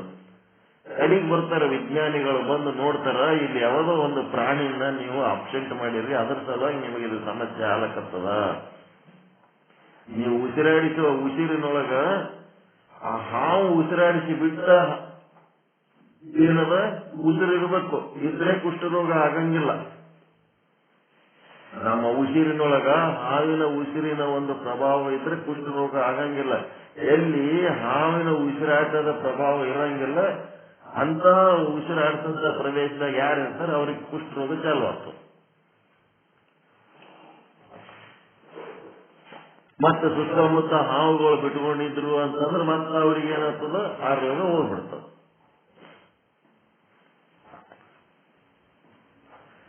ಈಗ ಏನಾಯ್ತಪ್ಪ, ಅದೇನಾಗಿರ್ಲಿ ಬಿಡ್ರಿ. ಈಗ ಏನಾಯ್ತಪ್ಪ ಅಂದ್ರೆ ಎರಡನೇ ಸಾಮಗ್ರಿ ಬಗ್ಗೆ ಬಂದಿವಿ. ವಿಷಯಾಂಕ 83. ಅವನೇನ್ ಮಾಡ್ಯಾನ, ವಿಷಯಾಂಕ 49ರಲ್ಲಿ ಪೂರ್ವ ಪಕ್ಷಿ ಏನ್ ಹೇಳ್ಯಾನ, ಸಾಮಗ್ರಿಗಳು ಇರಬೇಕು ಅಂತೇನು ಹೇಳಿದ್ನಲ್ಲ, ಅಧ್ಯಾಸದ ಸಾಮಗ್ರಿಗಳು. ಒಂದು ಸತ್ಯ ವಸ್ತುವಿನ ಜ್ಞಾನ ಎನ್ನುವ ಸಾಮಗ್ರಿ ಇಲ್ಲ, ಅದ ಕಾರಣ ಇದು ನಿಮಗೆ ಅಧ್ಯಾಸ ಅಲ್ಲ. ಅಧ್ಯಾಸ ಇಲ್ಲ, ಅಧ್ಯಾಸ ಅದು ಅದೇನದಲ್ಲ ಬಂಧ ಅನ್ನೋದು ಸತ್ಯವಾಗಿದೆ ಅಂತ ಅವನೇನಂದ. ಬಂಧ ಮಿಥ್ಯವಾಗಿದೆ, ಅಧ್ಯಾಸ ಆಗದಕ್ಕೆ ಯಾವುದು ಸತ್ಯ ವಸ್ತುವಿನ ಜ್ಞಾನ ಬೇಕಾಗಿಲ್ಲ ಅನ್ನೋದು ಎಲ್ಲ ಹೇಳಿ ಗಟ್ಟಿ ಗಟ್ಟಿ ಗಟ್ಟಿನಾಗಿ ಮಾಡೀವಿ. ಈಗೇನ್ ಮಾಡ್ಯಾನ, ಎರಡನೇದು ಏನಿರ್ಬೇಕು, ಪ್ರಮೇಯ ದೋಷ. ಒಂದು ಪ್ರಮೇಯ ದೋಷ ಅನ್ನೋದು ಇದ್ರೆ ಇದು ಅಧ್ಯಾಸ ಆಗ್ಲಕ್ ಸಾಧ್ಯ ಅದ. ನಮ್ಮ ಸ್ಥೂಲ ಶರೀರ, ಸೂಕ್ಷ್ಮ ಶರೀರ, ನಮ್ಮೊಳಗೆ ಏನದಲ್ಲ ಪ್ರಮೇಯ ಅಂತ ಏನದಲ್ಲ, ಯಾವುದರಿಂದ ಹೊರಗಿನ ವಸ್ತುವನ್ನ ನಾವು ನೋಡ್ತೀವಿ. ಕಾಮಣಿ ಆದವನಿಗೆ ಕಣ್ಣು ಹಳದಿ ಕಾಣುತ್ತದ, ಕಣ್ಣು ಹಳದಿ ಆಗಿದ್ದು ಇಡೀ ಜಗತ್ತೆಲ್ಲ ಹಳದಿ ಕಾಣ್ತದ ಅಂತಾರಲ್ಲ, ಹಂಗ ಅದು ಪ್ರಮೇಯ ದೋಷ. ನಮ್ಮೊಳಗೆ ಒಂದು ಅಂತಃಕರಣದೊಳಗೆ ಒಂದು ದೋಷ ಇತ್ತು ಅಂದ್ರೆ ಅಭ್ಯಾಸ ಆಗ್ಲಕ್ ಸಾಧ್ಯ ಅದ. ಆ ಪ್ರಮೇಯ ದೋಷ ಎನ್ನುವ ಪ್ರಸ್ತಾಪ, ನಿಮ್ಮ ಸಾಮಗ್ರಿಯ ಪ್ರಸ್ತಾಪ ನಿಮ್ಮ ಒಂದು ವೇದಾಂತದಾಗ ಇಲ್ಲ. ಹೀಗಾಗಿ ಆ ಬಂಧ ಸತ್ಯವಾಗಿದೆ. ಎರಡನೇದೇನು, ಪ್ರಮೇಯ ದೋಷದ ಖಂಡನೆ. ಹೆಂಗ್ ಬರ್ಕೋಬೇಕು ಈಗ ಅದಕ್ಕೆ ಪೀಠಿಕಾ. ಏನ್ ಪೀಠಿಕೆ ಅಂದ್ರ ಪ್ರಮೇಯ ದೋಷದ ಖಂಡನೆ, ಹೆಡಿಂಗ್. ದೋಷದ ಖಂಡನೆ. ಇಲ್ಲಿ ಎರಡು ಭಾಗ ಹಾಕೋಬೇಕು. ಒಂದು ಪೂರ್ವ ಪಕ್ಷಿ, ಇನ್ನೊಂದು ವೇದಾಂತಿ ಅಥವಾ ಸಿದ್ಧಾಂತಿ. ವೇದಾಂತ ಸಿದ್ಧಾಂತಿ ಇವ ಏನಂತನ, ಪ್ರಮೇಯ ದೋಷ ದೋಷದ ಪ್ರಮೇಯ ದೋಷದ ಪ್ರಸ್ತಾಪ ನಿಮ್ಮ ವೇದಾಂತ ಸಿದ್ಧಾಂತದಲ್ಲಿ ಇಲ್ಲ. ಈ ಕಡೆ ಸಿದ್ಧಾಂತಿ ಏನಂತಾನ, ಪ್ರಮೇಯ ದೋಷದ ಪ್ರಸ್ತಾಪ ನಿಮ್ಮ ವೇದಾಂತ ಸಿದ್ಧಾಂತದಲ್ಲಿ ಇಲ್ಲ. ಇದಕ್ಕೇನ್ ಹೇಳ್ತಾನೆ ಇವನು ಉತ್ತರ? ಅದು ಸಿದ್ಧಾಂತಿ ಭಾಗದಾಗ ಬರ್ತವ. ಇರಲೇಬೇಕೆಂಬ ನಿಯಮ ಇಲ್ಲ. ಹೌದಾ? ಇಲ್ರಿ, ಅದು ಇರ್ಬೇಕನ್ನ ನಿಯಮ ಇಲ್ಲ ಅಂತನ ಸಿದ್ಧಾಂತಿ. ಹೀಗಾಗಿ ಪ್ರಮೇಯ ದೋಷದ ಪ್ರಸ್ತಾಪ ಇಲ್ಲದ ಕಾರಣ ಅಧ್ಯಾಸ ಏನಾಗ್ಯದ?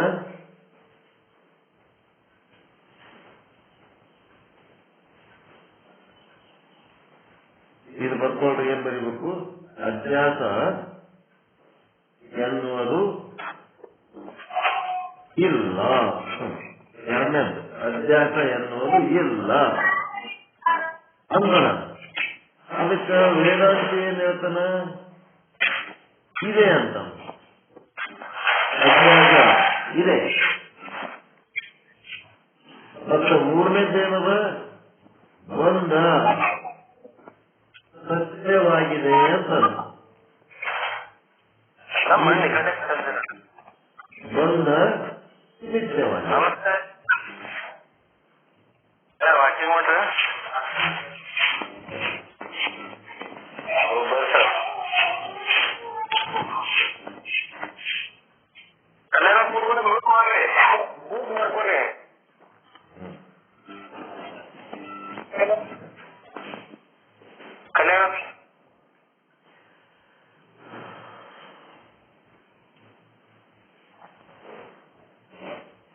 ಪ್ರಮೇಯ ದೋಷದ ಸಾಮಗ್ರಿಯ ಪ್ರಸ್ತಾಪ ನಿಮ್ಮ ವೇದಾಂತ ಸಿದ್ಧಾಂತದಲ್ಲಿ ಇಲ್ಲ ಅಂತೇಳಿ ಯಾರಂತಾರ?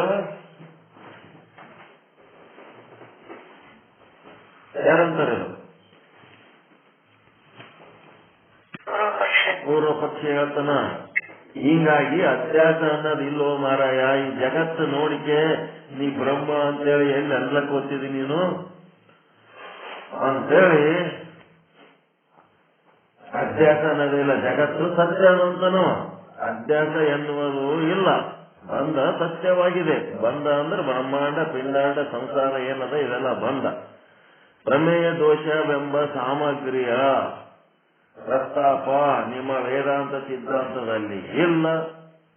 ಆದ್ದರಿಂದ ಅಧ್ಯಾಸ ಎನ್ನುವುದು ಇಲ್ಲ. ಆದ್ದರಿಂದ ಬಂಧವು ಸತ್ಯವಾಗಿದೆ ಅಂತೇಳಿ ವೇದಾಂತ ಸಿದ್ಧಾಂತಿಯ ಒಂದು 3 ವಾಕ್ಯಗಳು. ಅದಕ್ಕೆ ಇದು ಯಾರ್ದಿದು? ಪೂರ್ವ ಪಕ್ಷೀಯ ವಾಕ್ಯಗಳು. ಈ ಪೂರ್ವ ಪಕ್ಷೀಯ ಒಂದು ಎಷ್ಟನೇ ಇದ್ರಾಗ ಮಾಡೇನಿದು? 49ನೇ ವಿಷಯಾಂಕದಾಗ ಹೇಳೇನಿ ಮಾತು. ಈಗ ಅದಕ್ಕೆ ಉತ್ತರ ಏನ್ ಕೊಡ್ತಾರ? 83ನೇ ವಿಷಯಾಂಕದೊಳಗ ನಿತ್ಯಾನಂದಾಸರು ವೇದಾಂತ ಸಿದ್ಧಾಂತಿಗಳು ಉತ್ತರ ಕೊಡ್ಲಕತ್ತಾರ. ಏನು?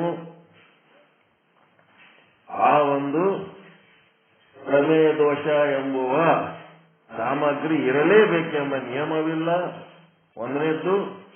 ಎರಡನೇ ಮಾತು, ಅಧ್ಯಾಸ ಎನ್ನುವುದು ಇದೆ. ಅಧ್ಯಾಸ ಅದ. ನಮಗೆ ಜಗತ್ತ ಕಾಣ್ಲಕತ್ತದ ಅಂದ ಕೂಡಲೇ ನಾವು ಜಗತ್ತ ಆದ ಅನ್ನಂಗಿಲ್ಲ. ನಾವು ಜಗತ್ತ ಇಲ್ಲ, ಅಲ್ಲಿ ಬ್ರಹ್ಮ ಒಂದೇ ಸತ್ಯ, ಜಗತ್ತು ನಿತ್ಯ ಅಂತೀವಿ ನಾವು. ಅಧ್ಯಾಸ ಎನ್ನುವುದು ಇದೆ, ಮಾಯೆ ಎನ್ನುವುದು ಇದೆ, ಅವಿದ್ಯೆ ಎನ್ನುವುದು ಇದೆ, ನಿರ್ವಚನೀಯ ಅನ್ನೋದು ಇದೆ ಅಂತೇಳಿ ಇದೆ ಅಂತ. ಹೆಂಗದ ಅದು? ಅದ ಹೆಂಗದ? ನಿತ್ಯವಾಗ್ಯದ. ಇದ್ದಂಗೆ ಇರಂಗಿಲ್ಲ. ಒಂದಿನ ಬರ್ತದ, ಮತ್ತೆ ಒಂದ್ 4 ದಿನ ಇರ್ತದ. ಇರಷ್ಟೊತ್ತನು ಅದು ಚೇಂಜ್ ಆಗ್ತದ, ಮತ್ತೊಂದಿನ ಹೋಗ್ಬಿಡ್ತದ. ಇದ್ದಾಗೂ ಅದು ಬ್ರಹ್ಮನೇ. ನಮ್ಗೇನಾಗ್ತದ? ಬ್ರಹ್ಮನೇ. ಆ ಬ್ರಹ್ಮದ ಅರಿವಿಲ್ಲದಕ್ಕ ನಮಗೆ ಬಂದ ರೂಪವಾಗಿ ಕಾಣ್ತದ. ಮತ್ತ ಇಲ್ಲದಾಗ್ನೂ ಅದು ಬ್ರಹ್ಮರೂಪನೇ ಇರ್ತದ, ಇದ್ದಾಗ್ನೂ ಅದು ಬ್ರಹ್ಮರೂಪನೇ ಇರ್ತದ. ಸೃಷ್ಟಿಯಾದಾಗ್ನೂ ಬ್ರಹ್ಮನೇ, ಸ್ಥಿತಿಯಾದಾಗ್ನೂ ಬ್ರಹ್ಮನೇ, ಲಯ ಆದಾಗ ಬ್ರಹ್ಮನೇ, ತಿರೋಧಾನ ಆದಾಗ ಬ್ರಹ್ಮನೇ, ಬ್ರಹ್ಮಜ್ಞಾನ ಇಲ್ಲದ ಕಾರಣ ನಮ್ಗೇನಾಗ್ಲಕ್ಕತ್ತದ, ನಾನಾ ರೀತಿಯ ನಾಮರೂಪಗಳು ತೋರಿ ಬರ್ಲಕ್ಕತ್ತವ. ಹೀಗಾಗಿ ನಮಗ ಈ ಒಂದು ಪ್ರಮೇಯ ದೋಷದ ಒಂದು ಸಾಮಗ್ರಿ ಇರಲೇಬೇಕೆಂಬ ನಿಯಮವಿಲ್ಲ. ಮತ್ತೆ ಅಭ್ಯಾಸ ಅನ್ನೋದು ಇದೆ. ಹೇಗಿದೆ ಅಂತಂದ್ರೆ ಅದು ನಿತ್ಯವಾಗಿ ಇದೆ ಅಂತ ಹೇಳ್ತಾರೆ. ಹೇಳಿದ್ಮೇಲೆ ಇದಕ್ಕೆ ಸಂಬಂಧಪಟ್ಟಂತೆ ಈ ಶಾಸ್ತ್ರೀಯ ವಾಕ್ಯಗಳನ್ನು ಓದೋಣ. ಅದು ಬಾಗ್ಲ ಮುಚ್ಚದು.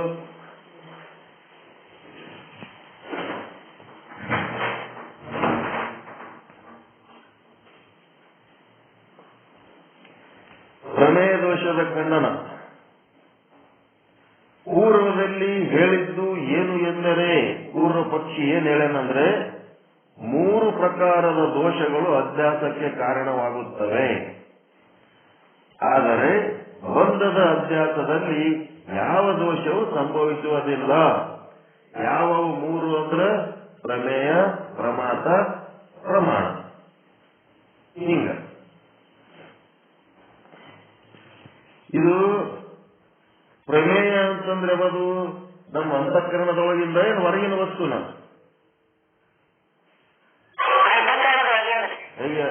ಇಲ್ಲ. ಪ್ರಮಾತ ಅಂದ್ರೆ ಅಂತಃಕರಣ ಒಳಗಿಂದು, ಪ್ರಮೇಯ ಅಂದ್ರೆ ಹೊರಗಿನ ವಸ್ತು, ಘಟ, ಘಟಪಟ. ಪ್ರಮಾತ ಅಂದ್ರೆ ಅಂತಃಕರಣ ಒಳಗಿಂದು, ಪ್ರಮಾಣ ಅಂತಂದ್ರೆ ಇಂದ್ರಿಯ, ಪ್ರಮೇಯ ಅಂದ್ರೆ ಹೊರಗು ನೋಡೋ ವಸ್ತು. ನಾನು ಸ್ವಲ್ಪ ತಪ್ಪು ಹೇಳ್ಬಿಟ್ಟೆ.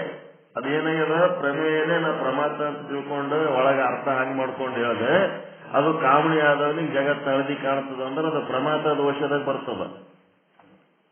ಇದು ಪ್ರಮೇಯ ಅಂದ್ರೆ ಹೊರಗಿರೋ ವಸ್ತುಗಳು, ಸಾದೃಶ್ಯ ವಸ್ತುಗಳು ಏನದಾವ, ಒಂದ್ರಂಗ್ ಇನ್ನೊಂದು ಇರ್ತಾವಲ್ಲ. ಕಾಡಾಕಳು, ಊರಾಕಳು ಅವು ಒಂದೇ ತರ ಇರ್ತಾವಲ್ಲ. ಯಾವ್ದದು?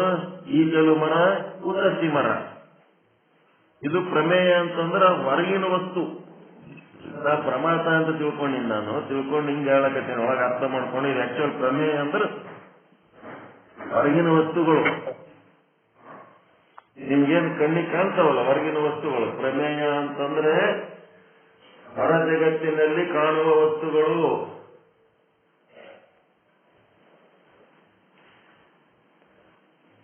ಜಡವಸ್ತುಗಳು, ಜಡವಸ್ತುಗಳು, ಘಟಪಟಾದಿಗಳು.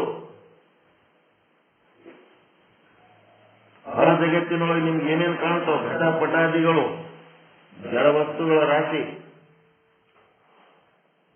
ಮತ್ತೆ ಅವು ಚೈತನ್ಯಾತ್ಮಕನೂ ಇರಬಹುದು, ಪ್ರಾಣಿಗಳು ಇರಬಹುದು, ಒಂದು ಪ್ರಾಣಿ ಇನ್ನೊಂದರಂಗಿರಬಹುದು. ಒಟ್ಟು ಹೊರ ಜಗತ್ತಿನಲ್ಲಿ ಕಾಣುವ ವಸ್ತುಗಳಂತ ಬರ್ಕೊಳ್ರಿ. ಜಡ, ಚೇತನ ಏನಾದ್ರೂ ಇರಬಹುದು. ನಿಮ್ಗೆ ಏನ್ ಕಾಣಿಸ್ತವ ಅವೆಲ್ಲ ಪ್ರಮೇಯಗಳು. ಪ್ರಮೇಯಗಳು, ಪ್ರಮೇಯ ಅಂದ್ರೆ ಹೊರಗೆ ಕಾಣವು. ನಾ ಪ್ರಮಾತ ಅಂತ ಕನ್ಫ್ಯೂಸ್ ಮಾಡ್ಕೊಂಡಿನಿ. ನಾವು ಹೊಟ್ಟಾಗ ಕಾಮಣಿ ಆಗಿತ್ತು ಅಂದ್ರೆ ಎಲ್ಲ ಜಗತ್ತು ಇದು ಪ್ರಮಾತ ದೋಷದಾಗ ಬರ್ತದೆ. ಇದು ಪ್ರಮೇಯ ದೋಷ ಅಂದ್ರೆ ಹೊರಗೆ ಕಾಣೋ ವಸ್ತುಗಳು ನಿಮಗೆ ಕನ್ಫ್ಯೂಸ್ ಆಗ್ತಾವ. ಏನಾಗ್ಯಾವ? ಹಗ್ಗ, ಹಾವು ಒಂದ್ರಂಗ ಇನ್ನೊಂದು ಅದಾವ. ಹಿಂಗಾಗಿ ಅವು ಸಾದೃಶ್ಯ ಅದಾವ. ಶುಕ್ತಿ ಮತ್ತು ಬೆಳ್ಳಿ ಅವು ಒಂದ್ರಂಗ ಇನ್ನೊಂದು ಅದಾವ. ಹೀಗಾಗಿ ಪೂರ್ವದಲ್ಲಿ ಹೇಳಿದ್ದು ಏನು ಎಂದರೆ, ಪೂರ್ವ ಪಕ್ಷಿ 3 ಪ್ರಕಾರದ ದೋಷಗಳು ಅಭ್ಯಾಸಕ್ಕೆ ಕಾರಣವಾಗಿರುತ್ತವೆ. 3 ಪ್ರಕಾರದ ದೋಷಗಳು ಅಂತಂದ್ರೆ ಪ್ರಮೇಯ, ಪ್ರಮಾತ, ಪ್ರಮಾಣ. ಪ್ರಮಾತ ಅಂದ್ರೆ ತಿಳ್ಕೊರಿ, ಪ್ರಮಾತ ಅಂತಂದ್ರೆ ನಿಮ್ಮ ಅಂತಃಕರಣದ ಒಳಗಿರೋದು. ಪ್ರಮಾಣ ಅಂತಂದ್ರೆ ನಿಮ್ಮ ಅಂತಃಕರಣದ ವೃತ್ತಿ, ನಿಮ್ಮ ಇಂದ್ರಿಯದಿಂದ ಹೊರಗೆ ಬರ್ತದಲ್ಲ, ಆ ಕಣ್ಣು, ಕಿವಿ, ಮೂಗು, ನಾಲಿಗೆ, ಚರ್ಮಗಳ ನಿಮ್ಮ ಪ್ರಮಾಣಗಳು. ಅವು ಹೋಗಿ ಯಾವ ವಸ್ತುವನ್ನ ಆವರಣ ಭಂಗ ಮಾಡ್ತಾವಲ್ಲ, ಆ ಒಂದು ವೃತ್ತಿ ಅದೇನದ ಪ್ರಮೇಯ.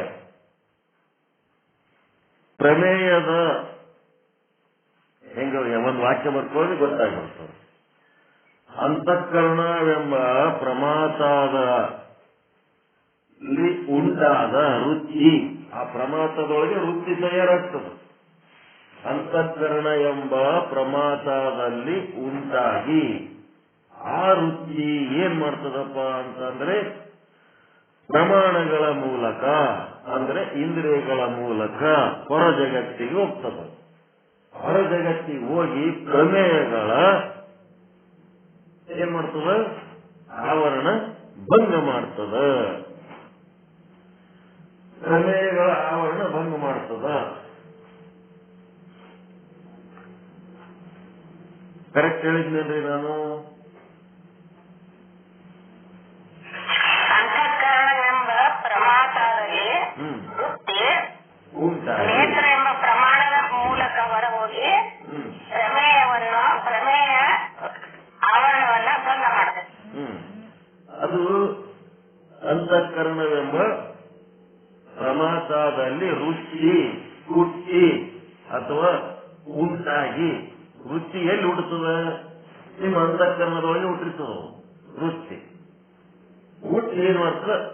ಇಂದ್ರಿಯಗಳೆಂಬ ಕರಣಗಳೆಂಬ ಇದ್ರಾಗ ಹೋಗ್ತದ. ಏನ್ ಮಾಡ್ತದ? ಪ್ರಮಾಣಗಳ ಮೂಲಕ ಹೊರಗೆ ಹೋಗ್ತದ. ಹೊರಗೆ ಹೋಗಿ ಪ್ರಮೇಯಗಳ ಆವರಣ ಬಂದ್ ಮಾಡ್ತದೆ.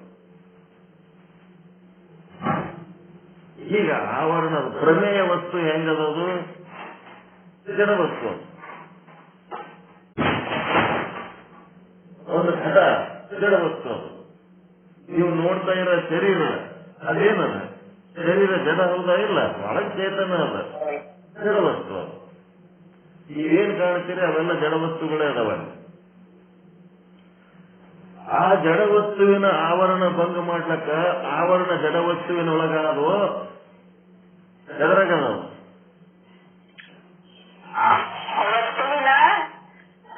ಉಪಹಿತ ಚೇತನದೊಳಗಿರ್ತದೆ. ಆ ಒಂದು ವಸ್ತುವಿನ ಸಮಾನಾಕಾರವಾದ ಬ್ರಹ್ಮದ ಒಂದು ಅಸ್ತಿತ್ವ ಏನದ ಅಲ್ಲ, ಅದಕ್ಕ ಏನಂತಾರ? ಉಪಹಿತ ಚೇತನ ಅಂತಾರ. ಆ ವಸ್ತು ಘಟದ ಒಂದು ಆವರಣ ಘಟದಲ್ಲಿ ಇಲ್ಲ. ಯಾಕಂದ್ರೆ ಘಟ ಜಡ ಅದ. ಆವರಣ ಆ ಜಡ ವಸ್ತುವಿನ ಸಂಘದಲ್ಲಿ ಇರಂಗಿಲ್ಲದು. ಆವರಣ ಎದರ ಸಂಘದಲ್ಲಿ ಇರ್ತದೆ ಅಂದ್ರೆ ಚೇತನದ ಸಂಘದಲ್ಲಿರ್ತದ. ಹೀಗಾಗಿ ಈ ಒಂದು ಪ್ರಮಾಣ ಮೂಲಕ ನಮ್ಮ ಪ್ರಮಾದದಿಂದ ಉಂಟಾದ ವೃತ್ತಿ ಹೋಗಿ ಆ ಘಟದ ಉಪಹಿತ ಚೇತನ ಅಥವಾ ಅವಚ್ಛಿನ್ನ ಚೇತನವನ್ನು ಆವರಿಸಿದಂತ ಆವರಣವನ್ನ ಭಂಗ ಮಾಡಿ. ಆವರಣ ಭಂಗ ಮಾಡಿದ ಕೂಡಲೇ ಏನಾಗ್ತದ? ಆ ಬ್ರಹ್ಮವಸ್ತುನೇ ಸ್ವಯಂ ಪ್ರಕಾಶವಾಗಿ ಏನ್ ಮಾಡ್ತದಪ್ಪ ಅಂತಂದ್ರೆ ಇದು ಘಟ ಅಂತೇಳಿ ನಿಮ್ಮ ಅನುಭವಕ್ಕೆ ಬರ್ತದ. ಆ ಬ್ರಹ್ಮವಸ್ತು ಅವಚ್ಛಿನ್ನ ಚೇತನ ಏನದಲ್ಲ ಅದು ಸ್ವಯಂ ಪ್ರಕಾಶ ಆದ. ಸ್ವಯಂ ಪ್ರಕಾಶ ಇದ್ದು ಏನ್ ಮಾಡ್ಬಿಡ್ತದ? ಇದು ಘಟ ಅಂತ ನಮ್ಮ ಅನುಭವಕ್ಕೆ ತಂದುಕೊಡ್ತದೆ. ಆ ಅವಚ್ಛಿನ್ನ ಚೇತನವನ್ನ ನೀವು ಏನ್ ಮಾಡಕ್ಕಾಗ್ತದ?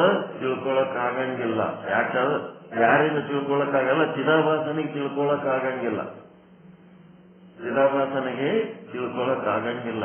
ಚಿದಾಭಾಸ ಏನ್ ಮಾಡ್ತಾನ? ಆ ಒಂದು ಘಟವನ್ನ ಮಾತ್ರ, ಜಡ ವಸ್ತುವನ್ನು ಮಾತ್ರ ಅರ್ಥ ಮಾಡ್ಕೊತಾನ. ಆದ್ರೆ ಜಡ ವಸ್ತುವಿನ ಹಿಂದೆ ಇರುವ ಆ ಅವಚ್ಛಿನ್ನ ಚೇತನ ಬ್ರಹ್ಮ ಚೈತನ್ಯ ಏನದಲ್ಲ ಅದು ಅರಿಬೇಕಾದ್ರೆ ನಿಮ್ಮೊಳಗಿನ ಚಿದಾಭಾಸನೆಯಿಂದ ಆಗಂಗಿಲ್ಲ. ನಿಮ್ಮ ಚಿದಾಭಾಸನ ಹಿಂದ ಅಂತಃಕರಣ ಅವಚ್ಛಿನ್ನ ಚೇತನ ಅದಲ್ಲ, ಆ ಚೇತನಕ್ಕ ಈ ಚೇತನದ ಪರಿಚಯ ಆಗ್ತದೆ. ಘಟದ ಅವಚ್ಛಿನ್ನ ಚೇತನದ ಪರಿಚಯ ಆಗ್ತದೆ. ಅವೆರಡು ಒಂದೇ ಅದಾವು. ಅವೆರಡು ಒಂದೇ ಆದಾಗೆ ನಿಮ್ಗೆ ಕನ್ಫರ್ಮ್ ಆಗ್ತದೆ ಇದು ಘಟ ಅಂತೇಳಿ. ಅಂತಃಕರಣ ಅವಿಚ್ಛಿನ್ನ ಚೇತನ ವಸ್ತು ಅವಿಚ್ಛಿನ್ನ ಚೇತನ ಭಂಗ ಮಾಡ್ತದೆ. ಇಲ್ಲ, ಅಂತಃಕರಣದ ವೃತ್ತಿ ಹೋಗಿ ಆ ಪ್ರಮೇಯದ ಅವಚ್ಛಿನ್ನ ಚೇತನದ ಆವರಣ ಭಂಗ ಮಾಡ್ತದೆ.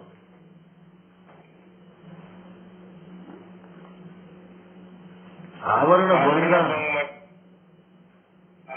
ಭಂಗ ಮಾಡಿದ್ರೆ ಅಲ್ಲಿ ಚೇತನ ವ್ಯಕ್ತಿಯ ಚೇತನ ಮತ್ತೆ ಈ ಭಂಗ ಮಾಡಿದ ಚೇತನ ಒಂದೇ ಇರ್ತದೆ. ಅದು ಏನದ ಅದರ ಜೊತೆಗೆ ನಿಮ್ಮ ವೃತ್ತಿ ಕೇವಲ ವೃತ್ತಿ ಅಷ್ಟೇ ಇರಂಗಿಲ್ಲ, ಅದರ ಜೊತೆಗೆ ನಿಮ್ಮ ಚಿದಾಭಾಸ ಹೋಗಿರ್ತಾನೆ. ಆ ಚಿದಾಭಾಸದೊಳಗೆ ಏನಿರ್ತದ? ಅಂತಃಕರಣ ಅವಚ್ಚಿನ್ನ ಚೇತನದ ಅಂಶನೂ ಇರ್ತದ ಅವನೊಳಗೆ. ಆ ಅಂಶ ಈ ಅಂಶ ಎರಡು ಒಂದಾಗ್ತವಲ್ಲ. ಅಂತಃಕರಣ ಅವಚ್ಚಿನ್ನ ಚೇತನ ಮತ್ತು ಆ ಪ್ರಮೇಯದ ಅವಚ್ಚಿನ್ನ ಚೇತನ, ಪ್ರಮಾತನ ಅವಚ್ಚಿನ್ನ ಚೇತನ, ಪ್ರಮೇಯದ ಅವಚ್ಚಿನ್ನ ಚೇತನ ಅವೆರಡು ಒಂದಾಗ್ತವು. ಆವರಣ ಭಂಗ ಆದ ಕೂಡಲೇ ಆವಾಗ ನಿಮ್ಮ ಇದು ಘಟ ಅದ ಅಂತ ತಿಳಿತು. ಆದರೆ ಈ ಅವಚ್ಚಿನ್ನ ಚೇತನಗಳನ್ನು ನಿಮಗ ಅರಿವಿಗೆ ಬರಂಗಿಲ್ಲ, ಯಾಕ? ಅವು ಪುಷಟೆ ಕೆಲಸ ಮಾಡ್ಲಕತ್ತಾವ, ಏನು ಟ್ಯಾಕ್ಸ್ ಕಟ್ಟಿಲ್ಲ ನೀವು. ಅವು ಅವಚ್ಚಿನ್ನ ಚೇತನ ಫ್ರೀ ಆಫ್ ಕಾಸ್ಟ್ ಕೆಲಸ ಮಾಡ್ಲಕತ್ತಾವ. ಒಂದ್ ಸ್ವಲ್ಪ ಟ್ಯಾಕ್ಸ್ ಕಟ್ಟಿದ್ರೆ ಗೊತ್ತಾಗ್ತಿತ್ತು. ಒಂದು ಹೆಣದ ಮುಂದ ಒಂದು ಗಡಿಗೆ ಇಡ್ರಿ, ಆ ಹೆಣ ಗಡಿಗೆ ನೋಡ್ತದೇನ್ರಿ? ಅದು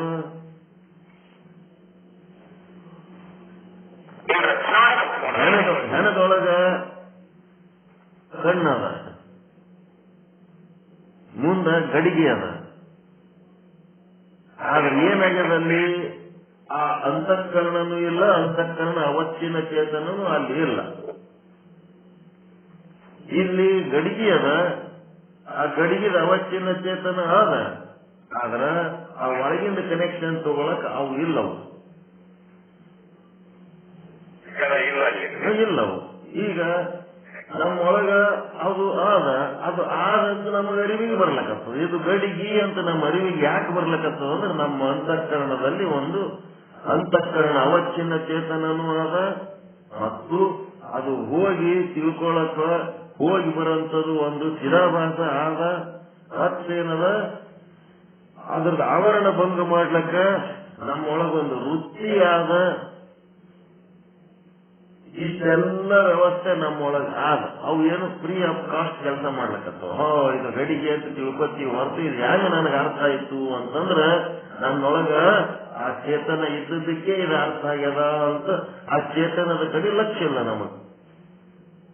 ಎಲ್ಲಾ ವಸ್ತುಗಳು ನೋಡ್ತೀವಿ, ಇದು ವಸ್ತು, ಅದು ಆ ವಸ್ತು ಅಂತೇಳಿ ಎಲ್ಲ ಅಂತೀವಿ. ಖರೆ ಇದು ತಿಳಿಬೇಕಾದ್ರೆ ಹಿಂದ ನಿಮ್ಮ ಅವಚ್ಚಿನ್ನ ಚೇತನ ಇದ್ರೆ ಅದು ತಿಳಿತದೆ.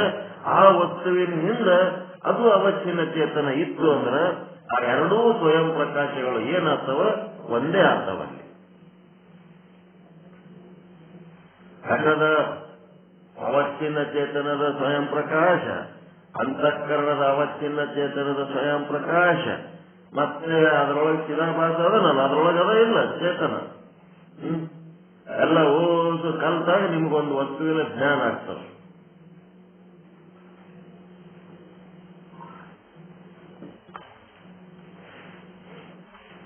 ಈಗೇನಾಯ್ತು?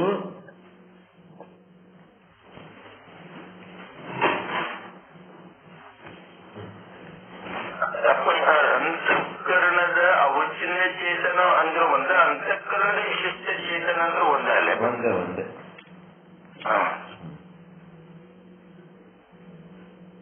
ವಿಶಿಷ್ಟ ಅಂದ್ರೆ ಒಳಗಿರೋದು ಅಂತ ಅಷ್ಟೇ. ಮೂರು ಪ್ರಕಾರದ ದೋಷಗಳು ಅಧ್ಯಾಸಕ್ಕೆ ಕಾರಣ.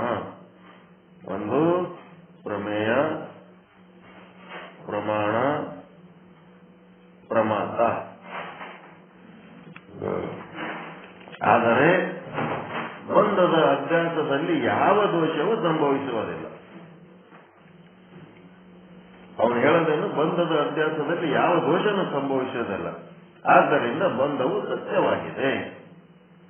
ಪ್ರಮಾಣ, ಪ್ರಮೇಯ, ಪ್ರಮಾತ ದೋಷಗಳೇ ಏನದವ ನಿಮ್ಮಲ್ಲಿ ಇಲ್ಲ.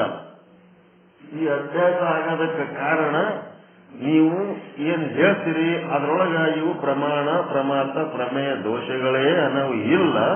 ಹೀಗಾಗಿ ಬಂಧವು ಸತ್ಯವಾಗಿದೆ ಅಂತ ಹೇಳ್ತಾನ. ಪೂರ್ವ ಪಕ್ಷಿ ಈ ರೀತಿ ಹೇಳುತ್ತಿದ್ದಾನೆ. ಇಂಥವು ಪ್ರಮಾಣ, ಪ್ರಮಾತ, ಪ್ರಮೇಯ ಅಂತೇಳಿ ಇವು ಇಲ್ಲ ಅನ್ನೋದ್ರ ಸಲುವಾಗಿ ನೀ ಬಂದ ಸತ್ಯ ಆಗದೆ ಅಂತಿದಲ್ಲಪ್ಪ, ಇಂಥ ಸಂಶಯ ಸಂಭವಿಸುವುದಿಲ್ಲ. ಉತ್ತರ ನಿತ್ಯದಾಸರ ಉತ್ತರ. ನಿಮ್ಮ ಒಂದು ಅಧ್ಯಾಸ ಏನ್ ಹೇಳಕತ್ತೀರಿ ಅದರೊಳಗ ಪ್ರಮಾಣ, ಪ್ರಮೇಯ, ಪ್ರಮಾತ ಮೂರೂ ದೋಷಗಳ ಪ್ರಸ್ತಾಪ ಇಲ್ಲ. ಹೀಗಾಗಿ ಇವು ಸಾಮಗ್ರಿಗಳು ಅಂದ್ರೆ ದೋಷಗಳು, ಈ ದೋಷಗಳೇ ಇಲ್ಲ. ಹೀಗಾಗಿ ಏನಾಗ್ಬಿಡ್ತು, ದೋಷಗಳಂದ್ರೆ ಸಾಮಗ್ರಿಗಳು. ನಿಮ್ಮ ಒಂದು ಅಧ್ಯಾಸದ ಪ್ರಸ್ತಾಪದಲ್ಲಿ ಈ ಸಾಮಗ್ರಿ ಇಲ್ಲ. ಇಲ್ಲದ ಕಾರಣ ನಾನೇನಂತೀನಿ, ಬಂದ ಸತ್ಯವಾಗಿದೆ ಅಂತಿನ ಅಧ್ಯಾಸ ಸಂಭವಿಸುವುದೇ. ಪೂರ್ವ ಪಕ್ಷಿ ಹೇಳಕತ್ತಾನ, ನೀವೇನು ಅಧ್ಯಾಸದ ಪಾಠ ಹೇಳಕತ್ತೀರಿ ಅದ್ರೊಳಗ ಈ ಒಂದು ಪ್ರಮಾಣ ದೋಷ, ಪ್ರಮೇಯ ದೋಷ, ಪ್ರಮಾತ ದೋಷ ಅನ್ನೋದು ಇಲ್ಲ. ಹೀಗಾಗಿ ಇವುದ್ರದ್ದು ಸಾಮಗ್ರಿ ಇಲ್ಲ. ಹೀಗಾಗಿ ಏನಾಯ್ತು ಅಂದ್ರೆ ಅಲ್ಲಿ ಅಧ್ಯಾಸನೂ ಸಂಭವಿಸುವುದಿಲ್ಲ, ಬಂಧವು ಸತ್ಯವಾಗಿ ಇದೆ. ದೋಷಗಳೇ ಇಲ್ಲ. ದೋಷ ಇಲ್ಲ ಅಂತಂದ್ರೇನು, ಸಾಮಗ್ರಿಗಳಿಗೆ ದೋಷ ಅಂತ ನಾವು. ಸಾಮಗ್ರಿಗಳೇ ಇಲ್ಲ, ಬಂಧವೇ ಸತ್ಯವಾಗಿರುತ್ತದೆ ಅಂತೇಳಿ ಪೂರ್ವ ಪಕ್ಷಿ ಹೇಳಕತ್ತನ. ಇದು ಆಲ್ರೆಡಿ ಮೊದಲು ಹೇಳಿದ್ದೇ ವಿಷಯ ಆದ. ಈಗೇನಾಯ್ತು, ಇಂದ್ರ ಸಂಶಯ ಸಂಭವಿಸುವುದಿಲ್ಲ ತಮ್ಮ ಅಂತ ನಿಶ್ಚಲದಾಸರು ಹೇಳಕತ್ತಾರೆ. ಇವ್ರ ವಾದ ಶುರು ಆಯ್ತು. ಹೆಂಗಪ್ಪ ಅಂದ್ರೆ, ಒಂದು ವೇಳೆ ದೋಷವಿಲ್ಲದೆ ಅಧ್ಯಾಸವಾಗುವುದಿಲ್ಲವೆಂದರೆ, ಅಂದ್ರೆ ಈ ಸಾಮಗ್ರಿಗಳು ಇಲ್ಲ, ಪ್ರಮಾಣ ದೋಷ, ಪ್ರಮೇಯ ದೋಷ, ಪ್ರಮಾತ ದೋಷ ಇಲ್ಲದೆ ಅಧ್ಯಾಸ ಆಗ್ಲಿಕ್ಕೆ ಸಾಧ್ಯವೇ ಇಲ್ಲ ಅಂತಂದ್ರೆ, ಅಧ್ಯಾಸಕ್ಕೆ ದೋಷವೇ ಕಾರಣವಾಗಬೇಕಾಗುತ್ತದೆ. ಅಧ್ಯಾಸಗಳಿಗೆ ನೀನೇನ್ ಹೇಳಕತ್ತಿದಿ, ಈ ಸಾಮಗ್ರಿಗಳೇ ಕಾರಣ ಆಗ್ಬೇಕಾಗ್ತದ. ಹೇಗೆಂದರೆ, ತುರಿ, ತಂತು, ವೇಮ ಇವು ಪಟಕ್ಕೆ ಕಾರಣವಾಗಿರುವಂತೆ ತುರಿ, ತಂತು, ವೇಮ ಇದ್ದರೇನೆ ಪಟವಾಗುತ್ತದೆ, ಇಲ್ಲದಿದ್ದರೆ ಪಟವಾಗುವುದಿಲ್ಲ. ಪಟ ಅಂದ್ರೆ ಬಟ್ಟೆ, ತುರಿ ಅಂತಂದ್ರೆ ಒಂದು ಮಗ್ಗ ಇರ್ತದಲ್ರಿ. ಮಗ್ಗದಾಗ ಏನಿರ್ತದಂದ್ರ, ಮಗ್ಗದ ಹಿಂದ ದಾರ ಇರ್ತದ. ಮಗ್ಗದಾಗ ಅದು ಬಟ್ಟಿ ತಯಾರಾದ್ಮೇಲೆ ಬಟ್ಟಿ ಸುತ್ತಲಕ್ಕೊಂದು ಬಟ್ಟಿ ಸುತ್ತ ರೋಲರ್ ಇರ್ತದ. ಬಟ್ಟಿ ಸುತ್ತದಕ್ಕೆ ಏನಂತಾರ, ತುರಿ ಅಂತಾರ. ಬಟ್ಟೆ ಸುತ್ತದು. ಮತ್ತ ವೇಮ ಅಂತಂದ್ರೆ ಅದಕ್ಕ ಹಿಂದ ದಾರ ಏನಿರ್ತದಲ್ಲ, ಆ ದಾರ ಪ್ಲಸ್ ಅದು ಲಾಳೆ ಒಳಗ ಒಂದು ಖಂಡಿಕೆ ಅಂತ ಇರ್ತದ. ಆ ದಾರದೊಳಗ ಆ ಲಾಳೆ ಓಡಾಡಿ ಆ ಖಂಡಿಕೆ ಒಳಗಿನ ದಾರವನ್ನ ಬಟ್ಟೆ ಒಳಗೆ ಹಾಕ್ತದ. ಹಾಕಿ ಇದಕ್ಕೆ ವೇಮ ಅಂತಾರ. ದಾರದ ಅದೇನಾಗಿರ್ಲಕ್ ಬಿಡ್ರಿ, ವೇಮ ಅಂದ್ರೆ ದಾರದ ರೂಪದಲ್ಲಿ ಇರೋದು. ಮತ್ತೆ ತಂತು ಅಂದ್ರೆ ಈಗ ಉದ್ದೊಂದು ದಾರ ಹಿಂದೆ ಸುತ್ತಿರ್ತಾರ. 1000 ಗಟ್ಲೆ ಮೀಟರ್ ಗಟ್ಟಲೆ ದಾರ ಇರ್ತದ, ಉದ್ದೊಂದು ದಾರಗಳಿರ್ತಾವ. ತಂತು ಅಂದ್ರೆ ವಾರ್ಪ್, ಹಾಸು ಅಂತಾರ. ವೇಮ ಅಂತಂದ್ರೆ ವೆಫ್ಟ್. ಈಗ ನೀವು ಒಂದು ಬಟ್ಟೆ ತಗೊಂಡ್ರಿ ಅಂದ್ರ ಆ ಬಟ್ಟೆ ಒಳಗ 2 ಅಂಚಿರ್ತಾವ. ಒಂದು ಬಟ್ಟೆಗೆ 2 ಅಂಚಿರ್ತಾವ. ಇರ್ತಾವ ಇಲ್ಲ, ಆ ಕಡೆ ಒಂದು ಈ ಕಡೆ ಒಂದು. ಆ ಅಂಚಿನಾಗ ನಿಮ್ಮ ಬಟ್ಟಿ ಎಷ್ಟು ಉದ್ದದ ಅಷ್ಟು ಉದ್ದನ ದಾರ ಅದಾವಿಲ್ಲ, ಉದ್ದನ ಬಟ್ಟೆ. ಆ ಉದ್ದನ ದಾರಕ್ಕೆ ಏನಂತಾರಪ್ಪ ಅಂತಂದ್ರೆ ತಂತು ಅಂತಾರ, ಹಾಸು ಅಂತಾರ, ವಾರ್ಪು ಅಂತಾರ. ಹಾಸು ಅಂತಾರ, ತಂತು ಅಂತಾರ, ವಾರ್ಪು ಅಂತಾರ.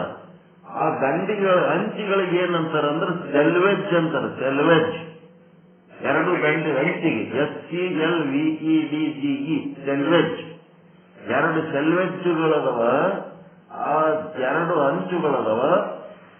ಆ ಅಂಚುಗಳ ಮಧ್ಯೆ ಅದು ಎಷ್ಟು ಉದ್ದ ಅದ ಬಟ್ಟಿ, ಅದು 1000 ಮೀಟರ್ ಇರ್ಬೋದು, 1 ಮೀಟರ್ ಇರ್ಬೋದು, 100 ಮೀಟರ್ ಇರ್ಬೋದು, ಅಷ್ಟು ಉದ್ದದ ದಾರ ಇರ್ತಾವ ಅದ್ರ. ಉದ್ದದ ದಾರ. ಆ ಉದ್ದದ ದಾರಕ್ಕೆ ಏನಂತಾರ? ವಾರ್ಪ್ ಅಂತಾರ. ವಾರ್ಪು, ಹಾಸು ಅಂತಾರ. ಮತ್ತೆ ಆ ಬಟ್ಟಿ ತಯಾರಾಗಬೇಕಾದ್ರ ಅದೇನಾಗ್ತದ, ಮಗ್ಗದೊಳಗ ಹಿಂಗ ಬಾಯಿ ತೆರೀತದ, ಶೆಡ್ ಅಂತಾರ. ಆ ಶೆಡ್ ಒಳಗ ಲಾಳೆ ಓಡಾಡ್ತದ. ಆ ಲಾಳೆ ಒಳಗ ಖಂಡಿಕೆ ಇರ್ತದ. ಖಂಡಿಕೆಗೆ ವೆಬ್ ಅಂತಾರ, ಪರ್ನ್ ಅಂತಾರ. ಅವೆಲ್ಲ ನಾವು ಟೆಕ್ಸ್ಟೈಲ್ ಇಂಜಿನಿಯರ್ ಓದಿವಿ. ಅವಕ್ಕೆಲ್ಲ ನಾನಾ ರೀತಿ ಎಕ್ಸ್ಪ್ಲನೇಷನ್ ಅದಾವ. ಆ ಪರ್ನ್ ಅಥವಾ ವೆಬ್ ಖಂಡಿಕೆ ಏನಂತೀರಿ, ಅದ್ರೊಳಗ ಅಡ್ಡ ದಾರಗಳಿರ್ತಾವ. ಅಡ್ಡ ದಾರ ಅದು ಆ ಕಡೆ ಈ ಕಡೆ, ಈ ಕಡೆ ಆ ಕಡೆ ಓಡಾಡ್ತಿರ್ತದ. ಅದಕ್ಕೆ ಏನಂತಾರಂದ್ರೆ ವೆಬ್ ಅಂತಾರ. ಆ ಲಾಳಿಗೆ ಶಟ್ಲ್ ಅಂತಾರ, ವೆಬ್ ದಾರಕ್ಕ ಹೊಕ್ಕು ಅಂತಾರ.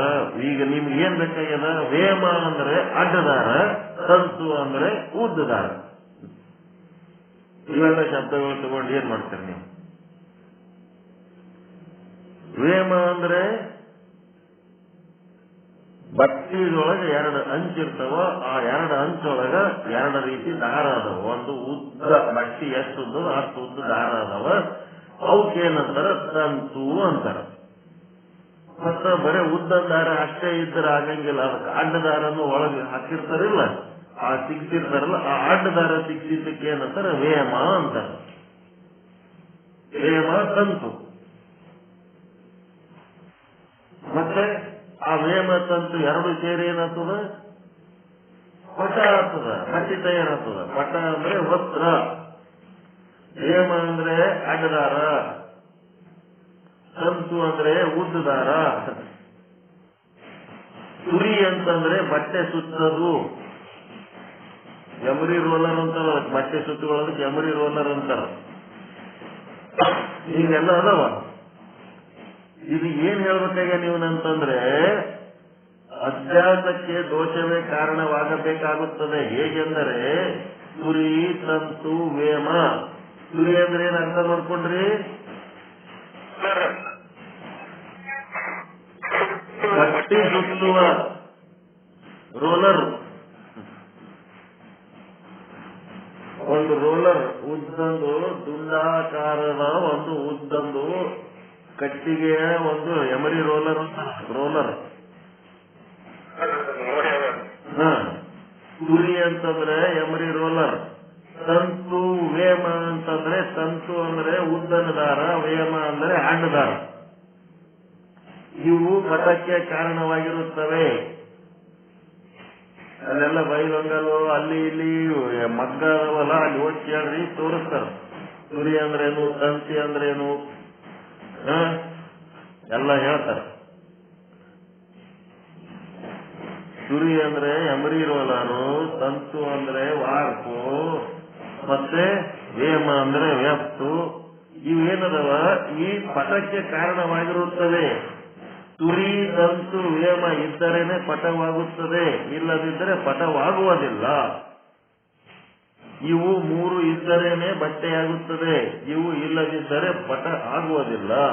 ಯಾವುದು ಇದ್ದರೇನೆ ಕಾರ್ಯ ಆಗಬೇಕು, ಯಾವುದು ಇಲ್ಲದಿದ್ದರೂ ಕಾರ್ಯ ಆಗಬೇಕು ಅಂತ ಹೇಳುವವನಿದ್ದಾನೆ, ಅವನು ಪೂರ್ವ ಪಕ್ಷಿ. ಇದು ಇರಲೇಬೇಕು. ಯಾವುದು? ಪ್ರಮಾತ ದೋಷ, ಪ್ರಮಾಣ ದೋಷ, ಪ್ರಮೇಯ ದೋಷ, ಇವು ಇರಲೇಬೇಕು ಅಂತ ಹೇಳ.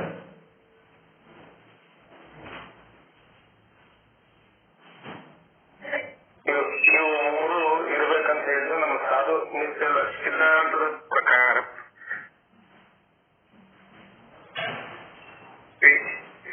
ಸಿದ್ಧಾಂತದ ಪ್ರಕಾರ ಇವು ಇರ್ಬೇಕ. ಒಂದು ನಿಮಿಷ ಬರ್ತೀನಿ.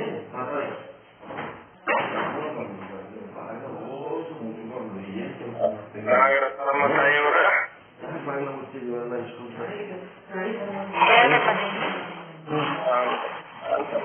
ಈಗ ತಂತು ಮತ್ತೆ ಹಾಸು ಹೊಕ್ಕು ಅಂತ ಹೇಳಿರ್ತಾರೆ. ಉದ್ದ ಅಡ್ಡ. ಅದ್ರೊಳಗ ಸುತ್ತದ ಒಂದ್ ಇರ್ತೈತ್ರಿ ಎಳಿ ಇಷ್ಟ ರೀ ರೂಲರ್ ಇಷ್ಟ ಒಂದ್ ಬಟ್ಟೆ ಒಳಗೆ ಹಾಕು ಹೋಗ್ತಿರ್ತೈತಿ ಸಾಮಗ್ರಿ ಇದ್ರೆ ಅದು ಮಟ್ಟಿ ರೆಡಿ ಆಗ್ತದ್ರಿ ತಯಾರಾಗ್ತದೆ.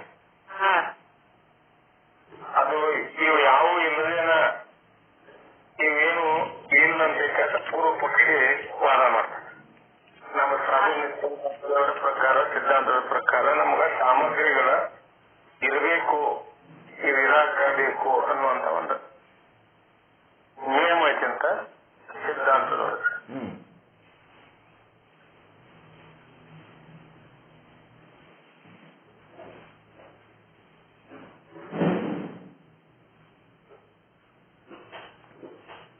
ಅವ್ರು ಎಷ್ಟು ಕಷ್ಟಪಡ್ಬೇಕು ಇವೆಲ್ಲ ಬಾಗಿಲ ಮುಚ್ಚೋದು. ಚಳಿ ಪಳಿ ಅವೆಲ್ಲ ಮುಂಜಾನೆ ಎದ್ಮೇಲೆ ತರದಿಟ್ಬಿಡ್ಬೇಕು. ಯಾಕೆ ಚಳಿ ಅವರೆಲ್ಲ ಹೊರಗಿನ ಬರೋರು ಹೆಂಗ್ ಗೊತ್ತಾಗ್ಬೇಕು ಒಳಗದಿವೇ ಇಲ್ಲ ಅಂತ. 120 ಫೂಟದ ಮನಿ ನಮ್ದು ಉದ್ದ. ಅವ್ರು ಕಸವೆಲ್ಲಕ್ಕೆ ಬಂದವ್ರು ಹೊರಗೆ ಒದ್ದಾಡ್ತಾರೆ ಬಾಗಿಲ ತರಿಸ್ಕೊಂತ ಹೋಗ್ತಾರೆ. ಚಳಿ ಆದ ಬಾಗಿಲ ಮುಚ್ಚಿದ್ರೆ ಅವ್ರಿಗೆ ಹೆಂಗ್ ಗೊತ್ತಾಗ್ಬೇಕು. ಈಗೇನಾಯ್ತು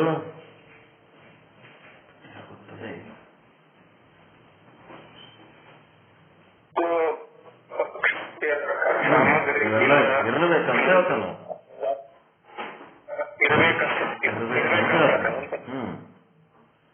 ತಂತು ಅಂದ್ರೆ ವಾರ್ಪ ಉದ್ದಂದಾರ, ರೇಮ ಅಂತಂದ್ರೆ ಅಡ್ಡದಾರ, ಮತ್ತೆ ವೇಮ ಎಲ್ಲಿರ್ತದ ಲಾಳಿ ಒಳಗಿರ್ತದ, ಶಟಲ್ನಾಗಿರ್ತದ. ತಂತು ಎಲ್ಲಿರ್ತದ ಮಧ್ಯದಾಗಿರ್ತದ. ಒಂದು ಬಟ್ಟೆ ಸುತ್ತೋದು ಒಂದು ಸುರಿ ಅಂತ ಒಂದದ, ಬಟ್ಟೆ ಸುತ್ತೋದು ರೋಲರ್. ಸರಳು ಅಂತಾರ, ಸರಳು ರೋಲರ್ಗಳಿಗೆ ಸರಳುಗಳು ಅಂತಾರೆ ಕನ್ನಡದಾಗ. ಇರ್ಲಿ, ಇವು ಇದ್ದರೇನೆ ಬಟ್ಟೆ ಆಗುತ್ತದೆ, ಇವು ಇಲ್ಲದಿದ್ದರೆ ಬಟ್ಟೆ ಆಗೋದಿಲ್ಲ. ಕಂಪಲ್ಸರಿ ಇವು ಇರಬೇಕು ಅಂತ ಹೇಳ್ತಾನೆ. ಯಾವುದು ಇದ್ದರೆ ಬಟ್ಟೆ ಆಗಬೇಕು, ಯಾವುದು ಇಲ್ಲದಿದ್ದರೆ ಕಾರ್ಯ ಆಗೋದಿಲ್ಲ ಅಂತೇನು ಹೇಳ್ತಾನ ಇವ ಪೂರ್ವ ಪಕ್ಷಿ. ಯಾವುದೇ ವಿಧದ ದೋಷ ಇಲ್ಲದಿದ್ದರೂ ಅಭ್ಯಾಸ ಆಗುತ್ತದೆ. ಯಾವುದೇ ದೋಷ ಅಂತಂದ್ರೆ ಏನು, ವಿಚಾರ ಚಂದ್ರೋದಯದೊಳಗ ಪಂಚಭ್ರಾಂತಿಗಳು ಅಂತದವ 6ನೇ ಕಲಾದಾಗ. ಅವುಗಳನ್ನ ನೋಡ್ರಿ ಅಂತ ಹೇಳ್ತಾರ. ವಿಚಾರ ಚಂದ್ರೋದಯದೊಳಗ ಪಂಚಭ್ರಾಂತಿಗಳು ಅಂತದವ 6ನೇ ಕಲಾದೊಳಗ. ಅವು ನೋಡ್ರಿ, ಇವ್ಯಾವು ಇರ್ಲಾರ್ದೇನೆ ಅಭ್ಯಾಸ ಆಗ್ತದ, ಇವು ಇರಬೇಕಂತೇನಿಲ್ಲ ಅಂತ ಹೇಳ್ತಾನೆ. ಏನೇನು ಪಂಚಭ್ರಾಂತಿಗಳು ಅನ್ನೋದು ನಿಮಗೊಂದು ಕೆಲಸ. ವಿಚಾರ ಚಂದ್ರೋದಯದ 6ನೇ ಕಲಾದೊಳಗಿನ ಪಂಚಭ್ರಾಂತಿಗಳ ಬಗ್ಗೆ ನೀವೇನ್ ಮಾಡ್ಬೇಕು, ಓದ್ಕೊಂಡು ನಾಳೆ ನೀವೇ ಹೇಳ್ಬೇಕು. 5 ಭ್ರಾಂತಿಗಳಾಗಬೇಕಾದ್ರೆ ಪ್ರಮಾಣ ದೋಷ, ಪ್ರಮೇಯ ದೋಷ, ಪ್ರಮಾದ ದೋಷ ಇರ್ಲಿಲ್ಲ ಅಂದ್ರೂ ಆ ಭ್ರಾಂತಿಗಳು ಅಭ್ಯಾಸಗಳು ಆಗ್ತವ ಅನ್ನೋದು ಹೆಂಗ ನಾಳೆ ಹೇಳ್ತೀರಾ. ಪಂಚಭ್ರಾಂತಿಗಳು ಚರ್ಚೆ ಮಾಡ್ಬೇಕು, ನಾಳೆ ನೀವೇ ಹೇಳ್ಬೇಕು.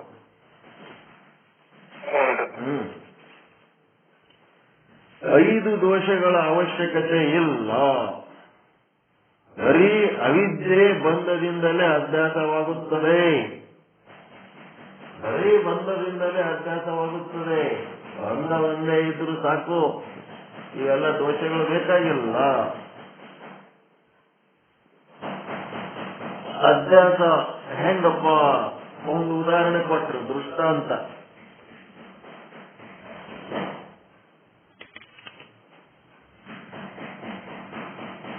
ಅವಿದ್ಯೆ ಯಾವ ರೂಪದಲ್ಲಿ ಅರೋದು?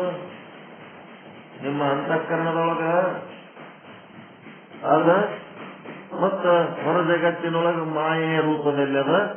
ನಿಮ್ಮ ಅಂತಃಕರಣದೊಳಗೆ ಅವಿದ್ಯೆ ರೂಪದಲ್ಲಿ ಅದ. ಮಾಯನೇ ನಿಮ್ಮೊಳಗೆ ಅವಿದ್ಯೆ ಆಗ್ಯದ. ಮಾಯೆಯ ಸ್ಯಾಂಪಲ್ ಅದು ನಿಮ್ಮೊಳಗಿರೋದು. ಹೊರಗೆ ಬ್ರಹ್ಮಾಂಡದೊಳಗಿರುವ ಮಾಯೆ ಟೋಟಲ್, ಪಿಂಡಾಂಡದೊಳಗಿರೋದು ಆ ಮಾಯೆಯ ಒಂದು ಸ್ಯಾಂಪಲ್.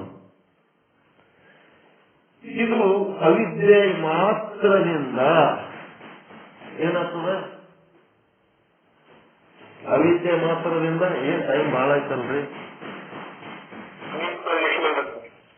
ಮಾತ್ರದಿಂದ ಅಭ್ಯಾಸ ಆಗ್ತದ. ಹೆಂಗಪ್ಪ ಅಂತಂದ್ರೆ ಆಕಾಶದಲ್ಲಿ ನೀಲಿ ತೋರ್ಲಕತ್ತದ. ಆಕಾಶದಲ್ಲಿ ನೀಲಿ ತೋರ್ಲಕತ್ತದ. ನೀಲಿ ಬಣ್ಣ, ಸಮುದ್ರದ ಬಣ್ಣನು ನೀಲಿ ಆಗ್ಬಿಟ್ಟದ. ಆ ನೀರು ತಗೊಂಡು ನೋಡಿದ್ರೆ ಅದು ನೀಲಿ ಅದೇನು ನೀರು? ಆಕಾಶದಾಗ ನೀವು ಎಷ್ಟು ಮ್ಯಾಲ ಹೋದ್ರೆ ಅದ ನೀಲಿ ಸಿಗ್ತದೇನು ಬಣ್ಣ ನಿಮಗ? ಆಕಾಶಕ್ಕೂ ನೀಲಕ್ಕೂ ಏನೂ ಸಾದೃಶ್ಯ ಸಂಬಂಧ ಇಲ್ಲ. ಆಕಾಶದಲ್ಲಿನ ನೀಲಿ ಭ್ರಮೆಯಾಗಿದೆ. ಆಕಾಶಕ್ಕೂ ನೀಲಕ್ಕೂ ಏನೇನು ಸಾದೃಶ್ಯವಿಲ್ಲ. ಆಕಾಶ ಒಂದು ಏನಾಗಿದೆ, ಟೊಳ್ಳು ವಸ್ತು. ಆ ನೀಲಿ ಒಂದು ರಂಗು ಅಷ್ಟೇ.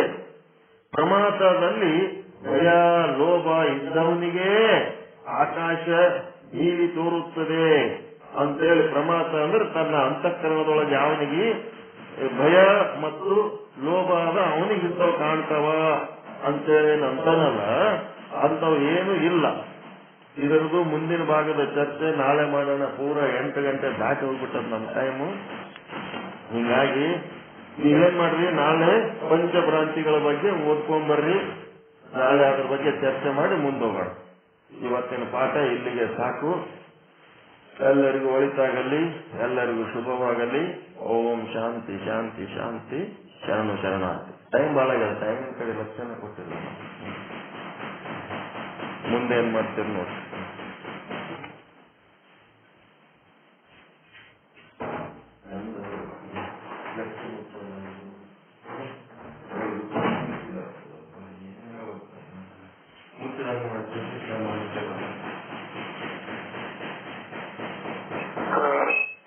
ನಮ್ಮ ತಾಯಿಯವರ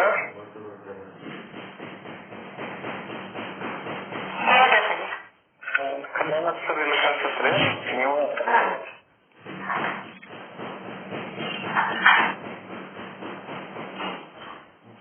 ಇದುವರೆಗೆ ಸದ್ಗುರುಗಳು ಪ್ರಮೇಯ ದೋಷದ ಬಗ್ಗೆ ತಿಳಿಸಿ ಹೇಳಿದರು. ಈ ಸಾಮಗ್ರಿಗಳು ಅವಶ್ಯ ಇಲ್ಲ, ಯಾವುದೇ ಸಾಮಗ್ರಿ ಇಲ್ಲದೆ ಅಭ್ಯಾಸ ಆಗತ್ತೆ ಅಂತ ಹೇಳಿ ನಾವು ತಿಳಿಸಿಕೊಟ್ಟು ಅವರಿಗೆ ಅನಂತ ಅನಂತ ವಂದನೆಗಳು. ಇನ್ನು ಮುಂದೆ ಕಲ್ಯಾಣ ಪರ್ವದ ಕಲ್ಯಾಣ ಪರ್ವದಿಂದ ಸಿದ್ಧಾಂತ ಇದು ಚೂಡಾಮಣಿ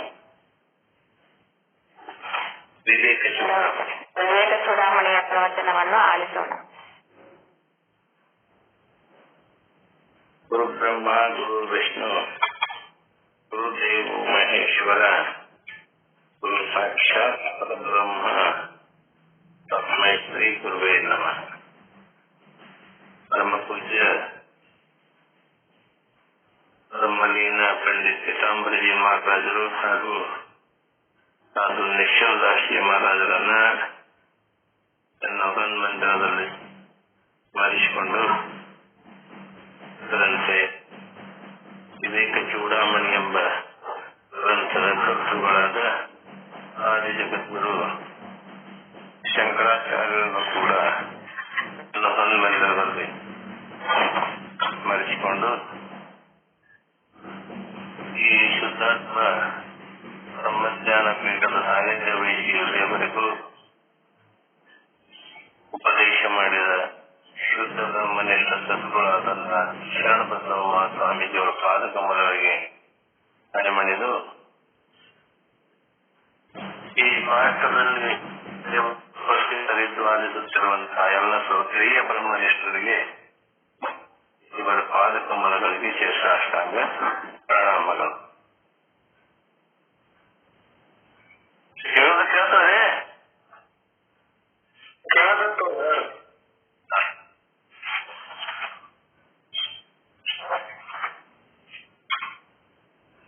ವಿವೇಕ ಚೂಡಾಮಣಿ ಎಂಬುದರಲ್ಲಿ ನಾವು ನಿನ್ನೆ ದಿವಸ ಪರಾಮರ್ಶೆಯನ್ನು ಮಾಡಿದ್ದಾರೆ. ಈ ದಿವಸ 81ನೇ ಶ್ಲೋಕ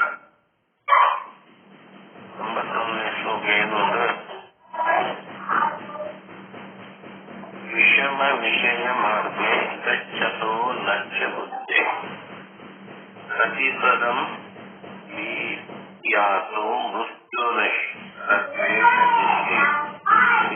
ಸೂಜನ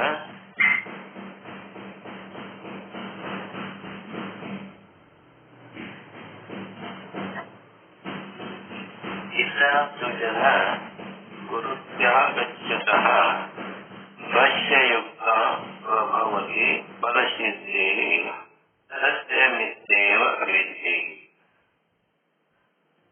ಈ ರೀತಿಯಾದಂತಹ ಶ್ಲೋಕ ವಿಷಮ ವಿಷಯ ಮಾರ್ಗೆ ಗಚ್ಚತೋ ನಚ್ಯ ಬುದ್ಧಿ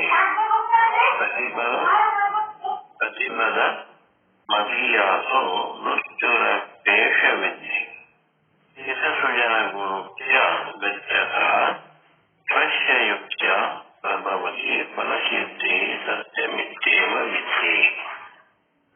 ಈ ಒಂದು ಶ್ಲೋಕದ ತಾತ್ಪರ್ಯ ಏನು ಅಂತಂದ್ರೆ, ಈ ಭಯಂಕರವಾದ ವಿಷಯ ಸುಖಗಳ ಮಾರ್ಗದಲ್ಲಿ ಹೋಗುತ್ತ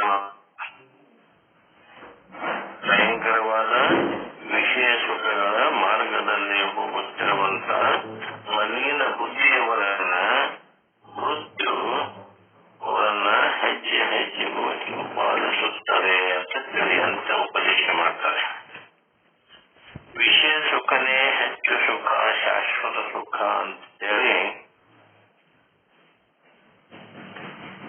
ಮಲಿನ ಬುದ್ಧಿಯವರು ತಿಳ್ಕೊಂಡಿರ್ತಾರೆ.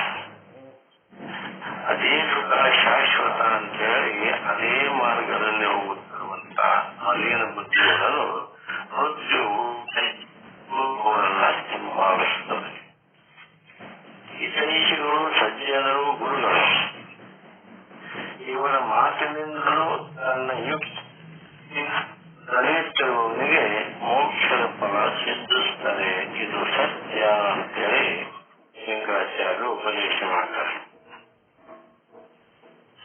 ಹಿತೈಷಿಗಳು, ಗುರುಗಳು, ಸಜ್ಜನರು, ಮಹಾಂತರು ಇವರ ಮಾತಿನಿಂದ ಮತ್ತ ಯುಕ್ತಿ ಈ ರೀತಿಯಾಗಿ ನಡೀತವೆ, ಅವರಿಗೆ ಮೋಕ್ಷದ ಫಲ ಸಿದ್ಧಿಸುತ್ತದೆ. ಇದು ಸತ್ಯವಾದ ಮಾತು ಅಂತ ಉಪದೇಶ. ಇದನ್ನೇ ನಾವು ಇನ್ನಷ್ಟು ವಿಸ್ತರಣೆಯನ್ನು ಮಾಡಿದಾಗ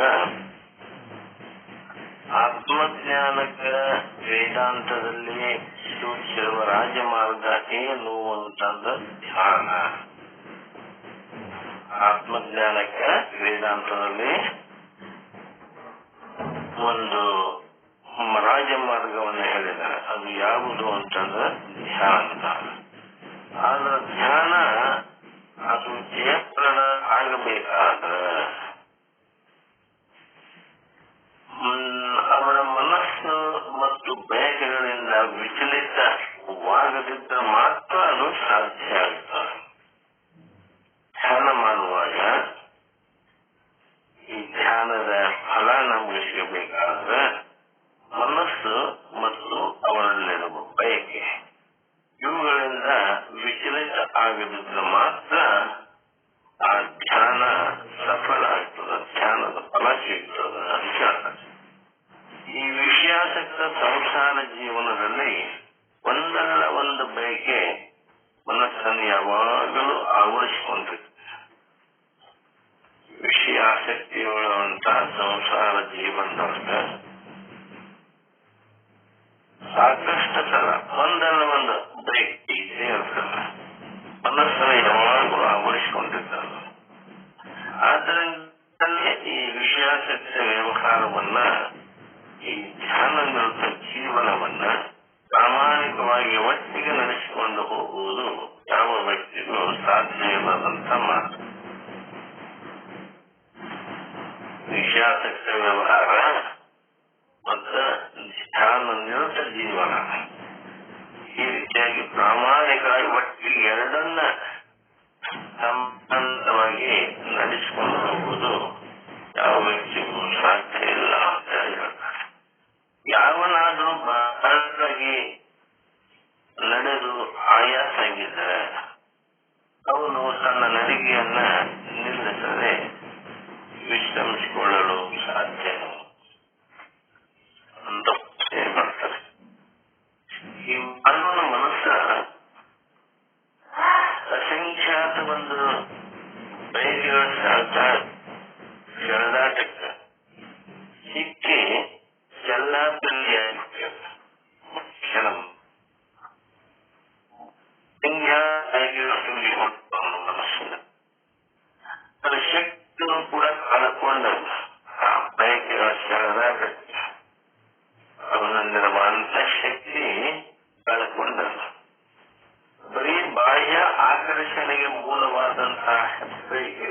ಕಾಲವನ್ನ ನಿರ್ಮೂಲ ಮಾಡದ ಹೊರತು ಮನಸ್ಸ ಕೇಂದ್ರೀಕರಿಸಿ ಅದರ ಶಕ್ತಿಯನ್ನ ಸಂಗ್ರಹ ಮಾಡೋದು ಸಾಧ್ಯ ಇಲ್ಲ.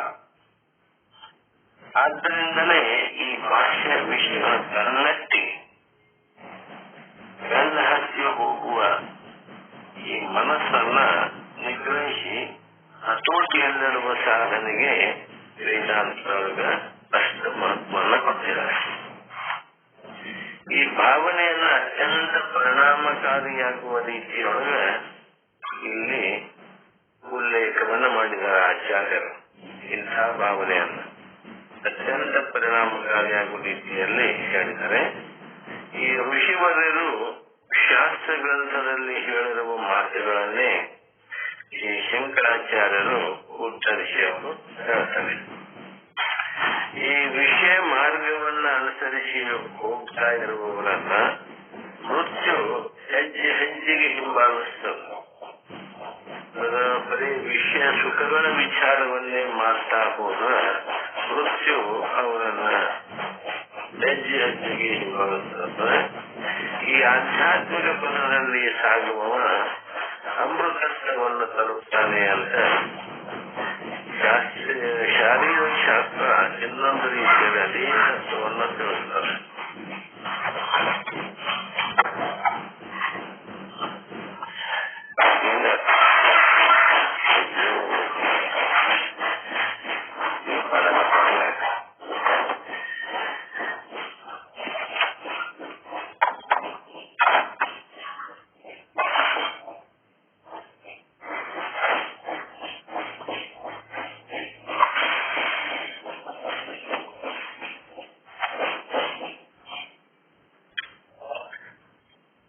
ಆಧ್ಯಾತ್ಮಿಕ ಮಾರ್ಗದೊಳಗ ಸಾಗುವವ ಈ ಅಮೃತತ್ವವನ್ನು ತಲುಪ್ತಾನೆ ಅಂತ ಈ ಶರೀರ ಶಾಸ್ತ್ರ ಇನ್ನೊಂದು ರೀತಿಯಲ್ಲಿ ಅದೇ ತತ್ವವನ್ನು ತಿಳಿಸ್ತಾರೆ. ಈ ವಿಷಯ ಲಂಪಟನು ಕೂಡ ಶೀಘ್ರವಾಗಿ ಈ ನಿರ್ವೀರ್ಯವಾಗಿ ಬೇಗ ಸಾವಿಗೆ ತುತ್ತಾಗ್ತವೆ. ವಿಷಯ ಲಂಪಟವುಳ್ಳವನು, ಹೆಚ್ಚು ವಿಷಯ ಲಂಪಟವುಳ್ಳವನು. ಈ ವೇದಾಂತದಲ್ಲಿ ಸಾವು ಅಂತಂದ್ರೆ ಶರೀರದಿಂದ ಉತ್ಕ್ರಮಿಸುವುದು. ಸಾವು ಅಂದ್ರೆ ಶರೀರದಿಂದ ಅದು ಉತ್ಕ್ರಮಿಸುವುದು ಮಾತ್ರ ಅಲ್ಲ, ಪ್ರತಿ ಬದಲಾವಣೆಯು ದುಃಖ ದುರಂತಗಳಿಗೆ ಸಿಕ್ಕಿಕೊಳ್ಳುವುದು ಸಾವೇ. ಈ ವಿಷಯಾಸಕ್ತಿಗಳ ಸುಳಿಗೆ ಸಿಕ್ಕಿಬಿದ್ದಂತಹ ಮನುಷ್ಯ ಅಲ್ಪ ಸಂತೋಷಗಳಿಗೆ ತುಸು ತುಸು ಅಲ್ಪ ಸ್ವಲ್ಪ ಆನಂದಗಳಿಗೆ ಆಶೆಪಟ್ಟು ಪುನಃ ಪುನಃ ಅದೇ ಕರ್ಮಗಳಲ್ಲಿ ಪ್ರವೃತ್ತನಾಗ್ತಾನೆ. ಯಾರು ವಿಷಯಾಸಕ್ತಿ ಉಳ್ಳಂತ ಮನುಷ್ಯ. ಅಭ್ಯಾಸ ಬಲದಿಂದ ಅವನ ಮನಸ್ಸ ಅದೇ ಮಾರ್ಗದಲ್ಲಿ ನಡೆದು ಔಚಿತ್ಯ ಪ್ರಜ್ಞೆಯನ್ನ ಕಳ್ಕೊಂಡು ತನ್ನ ವಿನಾಶವನ್ನ ತಾನೇ ತಂದುಕೊಳ್ತಾನೆ. ಆದ್ರೆ ಸಂಯಮದಿಂದ ಬಾಳದಂಥ ಮನುಷ್ಯ ವಿಕಾಸದ ಏಣಿಯಲ್ಲಿ ಮ್ಯಾಲಕ್ಕೇರಿ ಉನ್ನತ ಸ್ಥಾನ ಪಡೆದು ಆತ್ಮಜ್ಞಾನಕ್ಕೆ ಅವನು ಅರ್ಹತೆಯುಳ್ಳವನಾಗ್ತಾನೆ. ಯಾವಾಗಲೂ ಸಂಯಮದಿಂದ ಎಲ್ಲವನ್ನ ವಿವೇಕದಿಂದ ವಿಚಾರಿಸಿ ಇರಂತಹ ಮನುಷ್ಯ ವಿಕಾಸದ ಪಥದಲ್ಲಿ ಜ್ಞಾನಕ್ಕೇರಿ ಉನ್ನತ ಸ್ಥಾನ ಪಡೆದು ಅವನು ಆತ್ಮಜ್ಞಾನ ಬ್ರಹ್ಮಜ್ಞಾನ ಪಡೆಯಲಿಕ್ಕೆ ಅರ್ಹತೆ ಆಗ್ತಾನೆ. ಗುರುಗಳು ಹಿತೈಷಿಗಳು ಮತ್ತು ಸಾಧು ಸಂತರು ತೋರಿಸಿರುವಂತಹ ಒಂದು ಉತ್ತಮ ಮಾರ್ಗದೊಳಗೆ ನಿಲ್ಬೇಕಂತೇಳಿ ಈ ಶ್ಲೋಕದ 3ನೇ ಪಂಕ್ತಿಯಲ್ಲಿ ಹೇಳುವುದ ಇಂಗಿತ ಕೂಡ ಇದೇ ಆಗಿದೆ.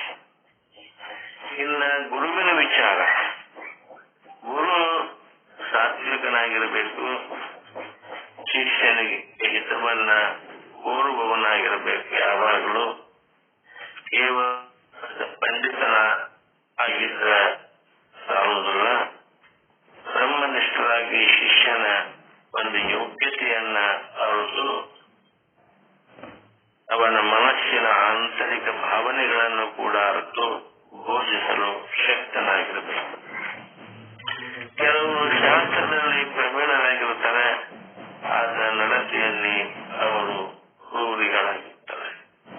ಅಂತವರು ಯೋಗ್ಯ ಗುರುಗಳು ಅಂತ ಹೇಳಿ ಅನಿಸಿಕೊಳ್ಳುವುದಿಲ್ಲ. ಸಜ್ಜನತೆ, ಸಭ್ಯತೆ ಇವು ಗುರುವಿನ ಸ್ವಭಾವವಾಗಿರಬೇಕು. ಶಿಷ್ಯನು ಕೂಡ ಗುರುವಿನ ಮಾನಸಿಕ ಮಟ್ಟಕ್ಕೆ ಏರಿ ಅವನು ತಿಳಿಸುವ ಶಾಸ್ತ್ರಗಳು, ಅದು ಗುರುಗಳು ಏನು ಹೇಳ್ತಾರೆ ಆ ಶಾಸ್ತ್ರಗಳ ರಹಸ್ಯ ಅರ್ಥವನ್ನು ಅವನು ಗ್ರಹಿಸುವ ಚಾಣಾಕ್ಷತನವನ್ನು ಅವನು ಹೊಂದಿರಬೇಕಾಗುತ್ತದೆ. ರಹಸ್ಯ ಶಾಸ್ತ್ರದ ರಹಸ್ಯ ಅರ್ಥವನ್ನು ಕೂಡ ಅವನು ಗ್ರಹಿಸುವಂತ ಅರ್ಹತೆ ಪಡೆದಿರಬೇಕಾಗ್ತದೆ. ಹೇಳಿದಷ್ಟನ್ನ ಮಾತ್ರ ಕೇಳಿದ್ರೆ ಸಾಲುದಿಲ್ಲ. ಅವನು ಗ್ರಹಿಸಿ ಅದರ ವಿಚಾರದಲ್ಲಿ ಸ್ವಂತವಾಗಿ ಅವನು ಮನನ ಮಾಡಬೇಕಾಗ್ತದೆ. ತನಗೆ ಬಂದಂತ ಕೆಲವು ಸಂಶಯಗಳನ್ನ ಗುರುವಿನ ಮುಂದೆ ಇಟ್ಟು ಆ ಗುರುವಿನೊಡನೆ ನಮ್ರತೆಯಿಂದ ವಿಚಾರಿಸಿ, ಚರ್ಚಿಸಿ, ಪರಾಮರ್ಶಿಸಿ ತನ್ನಲ್ಲಿರುವಂತಹ ಸಂಶಯಗಳನ್ನ ನಿವಾರಿಸಿಕೊಳ್ಳಬೇಕಾಗ್ತದೆ. ಶಿಷ್ಯ ಸ್ವತಂತ್ರವಾಗಿ ಯೋಚನೆ ಮಾಡಿ, ತರ್ಕ ಮಾಡಿ ನಿರ್ಣಾಯಕವಾದಂತಹ ತೀರ್ಮಾನಕ್ಕೆ ಬರಬೇಕು ಅನ್ನೋದೇ ಗುರುವಿನ ಒಂದು ಆಶಯವಾಗಿರುತ್ತದೆ. ಅದೇ ನಿಜವಾದಂತಹ ಜ್ಞಾನ ಸಂಪಾದನೆ ಅಂತ ಗುರುಗಳು ತಿಳಿಸಿಕೊಡ್ತಾರೆ. ಯಾವ ಸಾಧಕರು ವಿಷಯಾಸಕ್ತಿಯಿಂದ ದೂರವಾಗಿ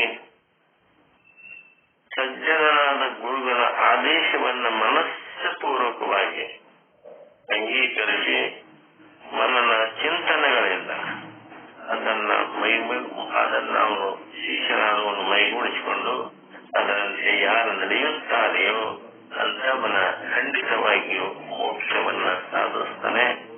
ಈ ಹೇಳಿಕೆಯನ್ನ ನಿಸ್ಸಂದೇಹವಾಗಿ ಸಾಧಕರು ಅಂಗೀಕರಿಸಬೇಕು ಅಂತೇಳಿ ಸೂಚಿಸುವುದಕ್ಕೋಸ್ಕರನೇ ಈ ಶ್ಲೋಕದ ಕೊನೆಯಲ್ಲಿ ಇದು ಸತ್ಯವೆಂದು ತಿಳಿ ಅಂತೇಳಿ ಆಚಾರ್ಯರು ಒತ್ತಿ ಅಲ್ಲಿ ಹೇಳಿದ್ದಾರೆ.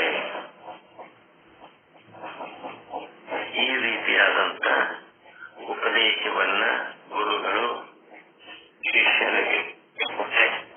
ಇವನ್ನ ಯಾವ ಶಿಷ್ಯ ತಾನೆ ಅವನು ಮೋಕ್ಷ ದಾರಿ ಹಿಡಿತಾನ ಅಂತ ಅನ್ನುವ ನುಡಿಗಳನ್ನ ತಮ್ಮೆಲ್ಲರ ಪಾದಗಳಿಗೆ ಹರಿಸಿ ನನ್ನ ನುಡಿಗಳಿಗೆ ವಿರಾಮ ಹೇಳ್ತೀನಿ. ಓಂ ಶಾಂತಿ ಶಾಂತಿ ಶಾಂತಿ. ಈಗ ಮಂಗಲಾಚರಣೆ ಮಾಂತೇಶ್ವರಗಳ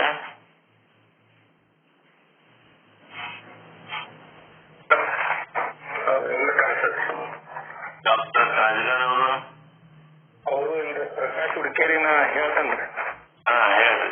ಪ್ರಕಾಶ್ ಹುಡುಕೇರಿ ಮಂಗಲಾಚರಣೆ.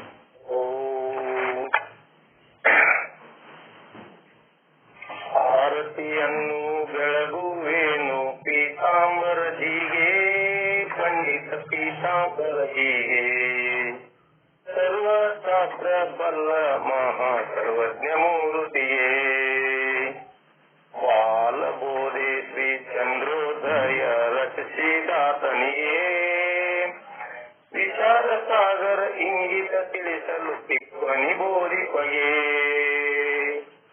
ವೃತ್ತಿ ಪ್ರಭಾಕರ ಸಾರವನರಿತ ಪರಸರ ಪಂಡಿತಗೆ, ವೃತ್ತಿ ರತ್ನಾವಳಿ ಕೃತಿಯನ್ನು ಪ್ರಕಟಿತ ಮಹಾಮಹಿಮನಿಗೆ, ಸಂಸ್ಕೃತ ನರಿಯದ ಸಾಧಕ ಜನರಿಗೆ ಕರುಣೆಯ ತೋರಿದವಗೆ, ಪಂಚದಶಿ ಮಹಾಗ್ರಂಥವ ಹಿಂದಿ ಭಾಷೆಯೊಳು ಬರೆದವಗೆ, ಒಂದ ಮೂಲ ಅಜ್ಞಾನವ ಕಳೆದ ಸದ್ಗುರುದೇವರಿಗೆ, ಒಂದ ಮೂಲ ಅಜ್ಞಾನವ ಕಳೆದ ಸದ್ಗುರುದೇವರಿಗೆ, ಕಂದನಾದ ಗುರುನಾಥಗೆ ಒಲಿದ ಶ್ರೀ ಶಿವಾನಂದರಿಗೆ,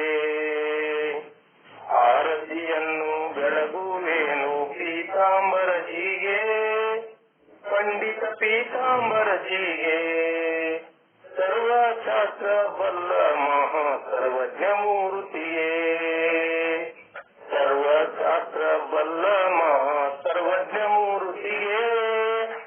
ಸರ್ವಜ್ಞ ಮೂರುತಿಗೆ ಓಂ ಪರಮಾನಂದಂ ಪರಮಸುಖದಂ ಕೇವಲಂ ನಿತ್ಯಂ ಜ್ಞಾನಮೂರ್ತಿ ತಸ್ಮೈ ಶ್ರೀ ಗುರುವೇ ನಮಃ. ಜೈ ಮಂಗಳಂ ಜೈ ನಮ ಪಾರ್ವತಿ ಶಿವ ಹರ ಹರ ಮಹಾದೇವ. ಪರಮಾನಂದ ಭವತಿ ಸರ್ವ ದುಃಖ ನಿವೃತ್ತಿ ಯಥಾರ್ಥ ಸಿದ್ಧಿರಸ್ತೋ ಯಶಸ್ವಿ ಭವ.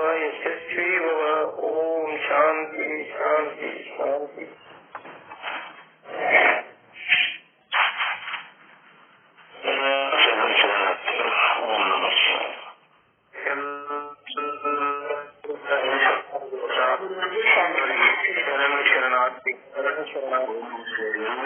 ಶರಣಾರ್ಥಿ.